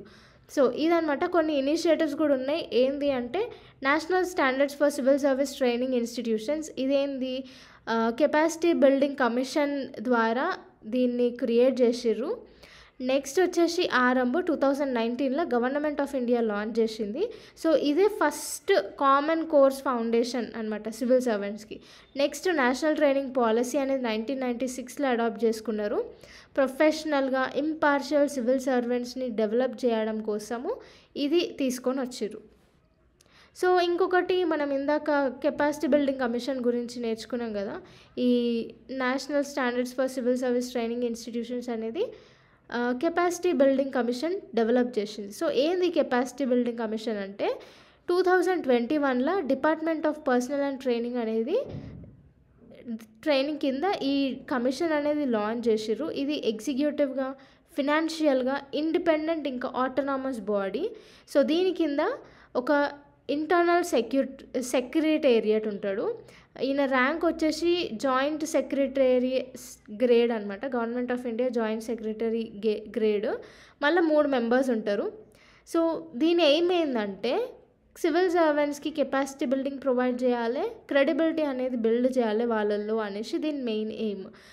ఫంక్షన్స్ వచ్చేసి ఏంది, కెపాసిటీ బిల్డింగ్ ప్లాన్స్ అని చేస్తుంది వేరే వేరే డిపార్ట్మెంట్స్కి, మినిస్ట్రీస్కి, ఏజెన్సీస్కి. తర్వాత సివిల్ సర్వీసెస్ రిపోర్ట్ అనేది తయారు చేస్తుంది ప్రతి సంవత్సరం. సో ఇట్లాంటివన్నీ దీని ఫంక్షన్స్. 1.6 online misinformation. సో ఆన్లైన్లో ఫాల్స్, మిస్లీడింగ్ కంటెంట్, మళ్ళీ హేట్ స్పీచ్ ఇట్లాంటివన్నీ రిస్ట్రిక్ట్ చేయడానికి యునైటెడ్ నేషన్స్ ఒక గైడ్లైన్స్ని తీసుకొని వచ్చింది. అదే global principles for information integrity, recommendations for multi stake holder action అనేసి తీసుకొని వచ్చిందనమాట. సో ఫస్ట్ ఈ ఆన్లైన్ మిస్ఇన్ఫర్మేషన్ అంటే ఏంది అంటే ఇది ఫాల్స్, మిస్లీడింగ్ కంటెంట్ని స్ప్రెడ్ చేసి ఒక కంట్రీలో కానీ ఒక రీజియన్లో కానీ ఎకనామిక్గా, పొలిటికల్గా ఇంకా పబ్లిక్కి హార్మ్ చేసే కంటెంట్ ఏదైతే ఉంటుందో అదంతా ఆన్లైన్ మిస్ఇన్ఫర్మేషన్ కిందికే వస్తుంది. సో ఈజీగా ఈ ఆన్లైన్ ఫేక్ మెసేజెస్ వల్ల ఒక రిలీజియన్కి ఇంకొక రిలీజియన్కి మధ్యలో కొట్లాట పెట్టవచ్చు. సో ఇట్లాంటి వాటి వల్ల పబ్లిక్ అంట్రెస్ట్ అనేది పెరిగిపోతూ ఉంది ఈ మధ్యకాలంలో. ఫేక్ న్యూస్ స్ప్రెడ్డింగ్ అనేది చాలా స్పీడ్గా స్ప్రెడ్ అయిపోతూ ఉంది. ఆల్మోస్ట్ మన వరల్డ్లో half of the world population internet access ఉంది. సో దీనివల్ల ర్యాపిడ్ షేరింగ్ అనేది పెరిగిపోతూ ఉంది సో ప్రజలందరిలో. సో దీనికి మేజర్గా ఫ్యాక్టర్స్ ఏంటి అంటే క్లియర్ ఇంకా సింపుల్ మెసేజెస్ అన్నీ, ఇక స్ట్రైట్ ఫార్వర్డ్ మెసేజెస్ ఉంటాయి, కొన్ని మీమ్స్ అట్లాంటివి చేసి పంపిస్తారు, కొన్ని ట్రస్టెడ్ సోర్సెస్ కూడా ఈ మిస్ఇన్ఫర్మేషన్ ఇస్తాయి. తర్వాత ప్రీ ఎగ్జిస్టింగ్ బిలీఫ్స్ని బేస్ చేసుకొని, సో జనరల్గా మన ఇండియాలో ఇప్పుడైతే కమ్యూనల్ వైలెన్స్ అనేది పెరిగిపోతుంది. హిందూ ఇట్లా అన్నాడు, ముస్లిం ఇట్లా అన్నాడు అనేసి. సో ఇది అప్పటి నుంచి ఉంది కాబట్టి ఇంకా దాంట్లో ఫైర్ అయ్యనికే దీని బేసిస్ మీద మళ్ళీ ఫేక్ న్యూసెస్ అన్నీ స్ప్రెడ్ చేస్తారు. సో దీనివల్ల కూడా అన్రెస్ట్ అనేది ఉంటుంది, సోషల్ అన్రెస్ట్. దాని తర్వాత ఎమోషనల్ మెసేజెస్ పెట్టడము, అక్యురేట్ ఇన్ఫర్మేషన్ ఇవ్వకుండా ఒక వీడియోలో మొత్తం చెప్పిన మీనింగ్ ఒకటి, కానీ మధ్యలో నుంచి దాన్ని మిస్లీడ్ చేయడానికి అది ఎడిట్ చేసి స్ప్రెడ్ చేస్తారు. సో అట్లా కూడా మిస్ఇన్ఫర్మేషన్ అనేది అవుతుంది. దీంట్లో నెగటివ్ ఇంపాక్ట్స్ ఏంటి అంటే పబ్లిక్లో ప్రిజుడైజెస్ అనేవి పెరుగుతాయి. ప్రిజుడైజ్ అంటే ఒక పర్సన్ మీదనైనా రిలీజియన్ పైనైనా ఫేక్ అంటే నెగటివ్ ఇంపాక్ట్ అనేది పడుతుంది. సో నెగటివ్గా జడ్జ్ చేయడం, ఎప్పుడైతే మనం నెగటివ్గా జడ్జ్ చేయడం స్టార్ట్ చేస్తామో డిస్క్రిమినేషన్ అనేది పెరిగిపోతుంది, రేసిజం ఇట్లాంటివన్నీ పెరిగిపోతాయి. తర్వాత డెమోక్రసీ డేంజర్లో పడే ఛాన్సెస్ ఉంటాయి. ఎందుకంటే హిందూ ముస్లిం గొడవలు ఎక్కువ మన కంట్రీలో. సో ఇట్లాంటి వాటి వల్ల మళ్ళీ స్పెషల్గా ఎలక్షన్స్ అప్పుడు ఏమన్నా మిస్ఇన్ఫర్మేషన్ స్ప్రెడ్ అయితే దాన్ని పెద్ద గొడవలాగా చేసేస్తారు. సో గవర్నమెంట్ కూడా కంట్రోల్ చేయడానికి చాలా కష్టపడుతుంది, స్పెషల్గా మిలిటరీ అవన్నీ దిగుతాయి ఫోర్సెస్ అన్నీ. సో అట్లాంటి సిచ్యువేషన్లో తర్వాత ఇవన్నీ ఇట్లా గందరగోళంగా ఉంటే సస్టైనబుల్ డెవలప్మెంట్ గోల్స్ మనం ఎట్లా అచీవ్ చేస్తాం? ఎడ్యుకేషన్ పైన, హెల్త్ సెక్టర్స్ పైన, డెవలప్మెంట్ పైన ఫోకస్ చేయకుండా ఈ కులాల పిచ్చి, రిలీజియన్స్ల పిచ్చిలో పడేసి డెవలప్మెంట్ అదే మర్చిపోయి కొట్లాడుతూ పడుతూనే ఉంటాం. సో ఇట్లాంటి తీవ్రమైన ప్రభావాలు మిస్ఇన్ఫర్మేషన్ వల్ల అయితే ఎకనామిక్ కూడా ఇంపాక్ట్ అవుతుంది. అండ్ నెక్స్ట్ థింగ్ ఏది అంటే కొన్ని కంపెనీస్ ఇవన్నీ కొత్తగా గ్రీన్ వాషింగ్ అనేది వచ్చింది. సో క్లైమేట్ ఫ్రెండ్లీ ప్రోడక్ట్స్ తయారు చేస్తున్నామని చెప్పి వెనకాల మొత్తం క్లైమేట్ని హార్మ్ చేసుకుంటూనే ఆ ప్రోడక్ట్స్ ఉంటాయి. ఫర్ సపోజ్ ఇప్పుడు ఆర్గానిక్ ఫార్మింగ్ అని చెప్పి చాలామంది కూరగాయలు అవి అమ్ముతున్నారు, కానీ ఏంది ఈ ఫర్టిలైజర్స్, చైనీస్ ఫర్టిలైజర్స్ ఇవన్నీ ఎక్కువ యూజ్ చేసి ప్రొడ్యూస్ చేస్తున్నారు. అదే అంటే ఏంది, ఫర్టిలైజర్స్ అంటే అది క్లైమేట్కి హార్మ్ చేస్తుంది, సాయిల్ పొల్యూషన్ అవుతుంది, మళ్ళీ గ్రీన్ హౌస్ గ్యాసెస్ రిలీజ్ అవుతాయి, ఇవన్నీ అవుతాయి. కానీ ఆర్గానిక్ ఫార్మింగ్ చేస్తున్నాము అని చెప్పి ప్రోడక్ట్స్ అమ్ముతారు. సో ఇట్లా చాలా కంపెనీస్ హై లెవెల్లో గ్రీన్ వాషింగ్ అనేది జరుగుతుంది. సో ఇది కూడా ఒక టైప్ ఆఫ్ మిస్ఇన్ఫర్మేషనే. సో ఛాలెంజెస్ ఏంటి అంటే ఏమన్నా ఆన్లైన్ మెసేజెస్ వస్తే మనం ఏం చెక్ చేయకుండా ఇవి ఫ్యాక్ట్సేనా నిజమేనా కాదా అని చెక్ చేయకుండా సింపుల్గా ఫార్వర్డ్ చేసేస్తాం. సో దీనివల్ల నెగటివిటీని స్ప్రెడ్ చేసినట్టు అవుతుంది. తర్వాత ఈ డాటా ఎన్క్రిప్టెడ్ టెక్నాలజీ ఉండడం వల్ల వాట్సాప్లో మనకి డాటా ఎన్క్రిప్టెడ్ టెక్నాలజీ ఉంటుంది. అంటే ఏంది, వాట్సాప్ కూడా మన మెసేజెస్ చదవలేదు. సో దీనివల్ల ఏమవుతుందంటే మిస్ఇన్ఫర్మేషన్స్ని ట్రాక్ చేయడం చాలా కష్టం అయిపోతుంది. Next media illiteracy. సో కొంచెం మీడియా వ్యూయర్స్ కోసం లేకపోతే వైరల్ అవ్వడం కోసం ఫేక్ న్యూస్ విపరీతంగా స్ప్రెడ్ చేసుకుంటూ పోతాయి. సో ఇట్లా మనము మీడియా పైన అంత అవగాహన లేకుండా చెక్ చేయకుండా జస్ట్ ఫార్వర్డ్ చేసేస్తే అది ఒక సొసైటీని, ఒక పర్సన్ని నాశనం చేసే ఛాన్సెస్ అయితే ఉంటాయి.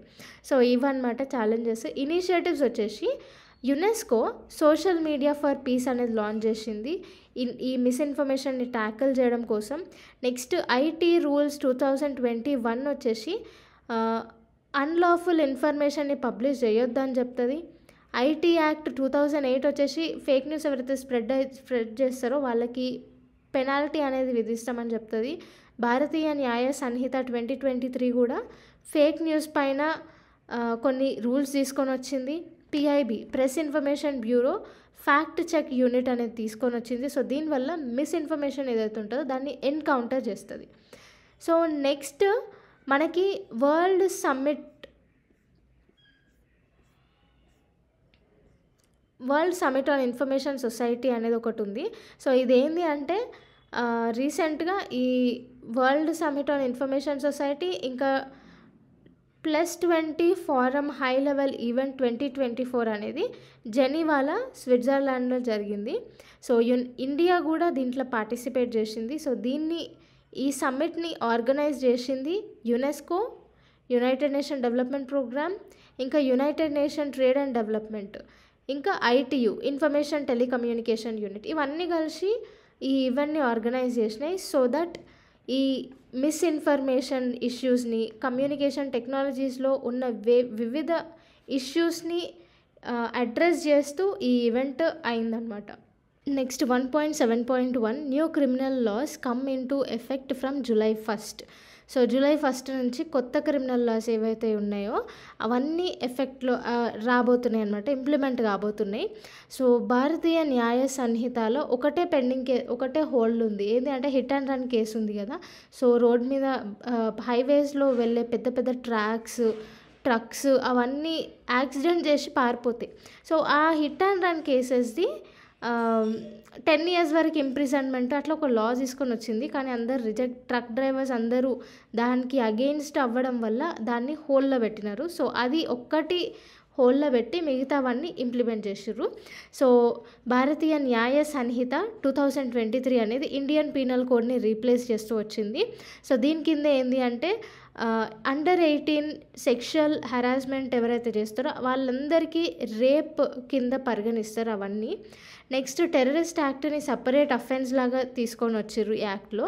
తర్వాత భారతీయ నాగరిక సురక్ష సంహిత 2023 అనేది క్రిమినల్ ప్రొసీజర్ కోడ్ 1973ని రీప్లేస్ చేస్తూ వచ్చింది. సో దీని కింద డిటెన్షన్ ఏం చెప్పకుండా చేయకుండా జైల్లో తీసుకొని వస్తారు కదా, ఆ డిటెన్షన్ అట్లా జైల్లో తీసుకొని వచ్చి ఏం ట్రయల్స్ కాకపోతే అట్లనే వాళ్ళు ట్రయల్స్ కాకుండా కోర్టులో హాజరుపరచకుండా వాళ్ళ సగం పనిష్మెంట్ మొత్తం జైల్లోనే గడిపితే వాళ్ళకి రిలీజ్ అనేది ఉంటుంది. ఓకే. అండ్ ఇంకొకటి magistrate signatures, finger prints, hand writing, voice samples ఇవన్నీ తీసుకునే అధికారం ఉంటుంది. దాని తర్వాత భారతీయ సాక్ష్య అధినియం 2023 ఇదేమో ఇండియన్ ఎవిడెన్స్ యాక్ట్ని రీప్లేస్ చేస్తూ వచ్చింది. సో దీని కింద electronic evidences, digital records, oral evidences ఇవన్నీ కూడా కోర్టుకి సబ్మిట్ చేయొచ్చు. దీనికి సిగ్నిఫికెన్స్ ఏంటి అంటే జ్యుడిషియల్ రిఫార్మ్ అయింది చాలా సంవత్సరాల తర్వాత, ఆల్మోస్ట్ 100-200 సంవత్సరాల తర్వాత జ్యుడిషియల్ రిఫార్మ్స్ అనేవి మన ఇండియాలో అయినాయి. ఇంకా మోడర్నైజేషన్ కూడా జ్యుడిషియరీలో మనం చూడొచ్చు. నెక్స్ట్ టాపిక్ వచ్చేసి 1.7.2 టెలికమ్యూనికేషన్స్ యాక్ట్ 2023. సో ఇదేం లేదు, డిఫరెంట్ స్పెక్ట్రమ్స్ అలొకేట్ చేస్తారు కదా. సో అట్లా ఏం మిస్ఇన్ఫర్మేషన్ అట్లాంటి ఏం రాకుండా ప్రాపర్గా తీసుకురావడం కోసం ఈ టెలికమ్యూనికేషన్ యాక్ట్ తీసుకొని వచ్చిర్రు. వేరియస్ టెక్నాలజీస్ని ఇందులో డిఫైన్ చేసిర్రు. ఫర్ సపోజ్ టెలికమ్యూనికేషన్ అంటేంది, స్పెక్ట్రమ్ అంటేంది, ఇట్లాంటి చిన్న డెఫినేషన్స్ తీసుకొని వచ్చిర్రు. సో టెలికమ్యూనికేషన్స్లో స్టాండర్డ్స్, మళ్ళా ప్రొటెక్టివ్ మెజర్స్, డేటా లీక్ కాకుండా, మళ్ళీ నెట్వర్క్స్ ఇవన్నీ సెంట్రల్ గవర్నమెంట్ ఎట్లా గైడ్లైన్స్ ఇస్తుందో దాని ప్రకారం సెక్యూర్ భద్రపరచుకుంటూ పోతుంది టెలికమ్యూనికేషన్స్ అనమాట అన్నీ. తర్వాత నెక్స్ట్ యూజర్స్ మనందరి డేటా నంబర్స్ అవన్నీ ప్రొటెక్ట్ చేయబడతాయి దీని కింద. తర్వాత ఈ రీసెర్చ్ టెలికమ్యూనికేషన్ సర్వీసెస్ని రీసెర్చ్ డెవలప్మెంట్ ఇవన్నీ టెలికమ్యూనికేషన్స్లో డెవలప్ చేయడం కోసము ఫండ్స్ అనేవి తీసుకొని వచ్చిర్రు. దానినే డిజిటల్ భారత్ నిధి అంటారు. సో ఆ పైసల కింద రీసెర్చ్ అండ్ డెవలప్మెంట్ చేస్తారు. తర్వాత దీనికి సిగ్నిఫికెన్స్ ఏంటి అంటే టెలికమ్యూనికేషన్స్లో సెక్యూరిటీ ఇంకా క్వాలిటీ పెంచడం కోసం, కన్జ్యూమర్ డేటా ప్రొటెక్షన్ ఇంకా నేషనల్ సెక్యూరిటీ పెంచడం కోసం ఈ యాక్ట్ అనేది తీసుకొని వచ్చారు. Next 1.7.3 the post office act 2023 comes in to effect. ఇదేంటంటే ఇండియన్ పోస్ట్కి ఇప్పుడు ప్రజెంట్ హెడ్ వచ్చేసి director general of postal service. So ఈ యాక్ట్ ప్రీవియస్గా మనకి పోస్ట్ ఆఫీస్ యాక్ట్ 1898 ఉండే, దాన్ని రీప్లేస్ చేస్తూ ఇది వచ్చింది. ఇంపార్టెన్స్ ఏంటి అంటే ఈ పోస్ట్ ఆఫీస్ యాక్ట్కి సింపుల్గా సిటిజన్స్కి ఏమేమి సర్వీసెస్ అవసరం ఉంటాయి అట్లాంటి సర్వీసెస్ ప్రొవైడ్ చేయడము, బ్యాంకింగ్ సర్వీసెస్ ప్రొవైడ్ చేయడము, ఇవన్నీ చేస్తారు. సో దీనివల్ల ఏమవుతుంది, ఈజ్ ఆఫ్ డూయింగ్ బిజినెస్ అనేది పెరుగుతుంది, ఇంకా ఈజ్ ఆఫ్ లివింగ్ అనేది పెరుగుతుంది. తర్వాత బ్రిటిష్ ఎరాలో కొంచెం పాస్ట్లో చూసుకుంటే ఫస్ట్ పోస్ట్ ఆఫీస్ వచ్చేసి 1727లో ఓపెన్ అయింది. డల్హౌజీ పోస్ట్ ఆఫీసెస్ని రికగ్నైజ్ చేసిండు, పోస్ట్ ఆఫీసెస్కి నేషనల్ ఇంపార్టెన్స్ కూడా ఇచ్చిండు. తర్వాత నెక్స్ట్ వచ్చేసి 1.7.474 women MPs in 18th Lok Sabha. ఇదేంటంటే మనకి ఫస్ట్ లోక్సభ ఎలక్షన్స్ అయినప్పుడు ఉమెన్ రిప్రజెంటేటివ్స్ ఓన్లీ 5% ఉండే. తర్వాత 17th లోక్సభ ఎలక్షన్స్లో 14.4% పెరిగినారు. తర్వాత మళ్ళీ ఈ లోక్సభ ఎలక్షన్స్లో 13.6% ఉన్నారు. అంటే ఇది స్లైట్గా డిక్రీజ్ అయ్యారు ఉమెన్ రిప్రజెంటేటివ్స్లో.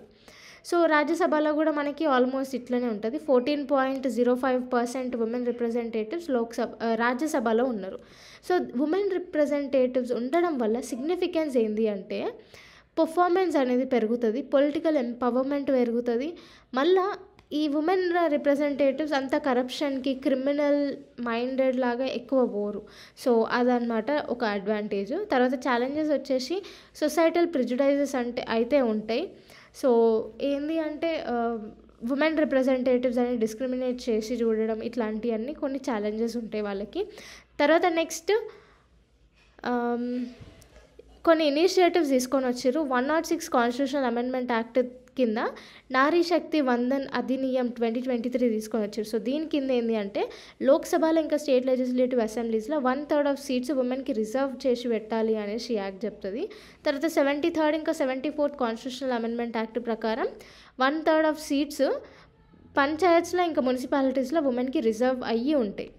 నెక్స్ట్ టాపిక్ వచ్చేసి 1.7.5 సెల్ఫ్ డిక్లరేషన్ సర్టిఫికేట్. సో కొత్త అడ్వర్టైజ్మెంట్స్ ఎవరైతే చేస్తున్నారో వాళ్ళందరూ సెల్ఫ్ డిక్లరేషన్ సర్టిఫికేట్ అనేది ఇవ్వాలి. సో ఈ సర్టిఫికేట్స్ అనేవి ministry of information and broadcasting కిందికి వస్తాయి.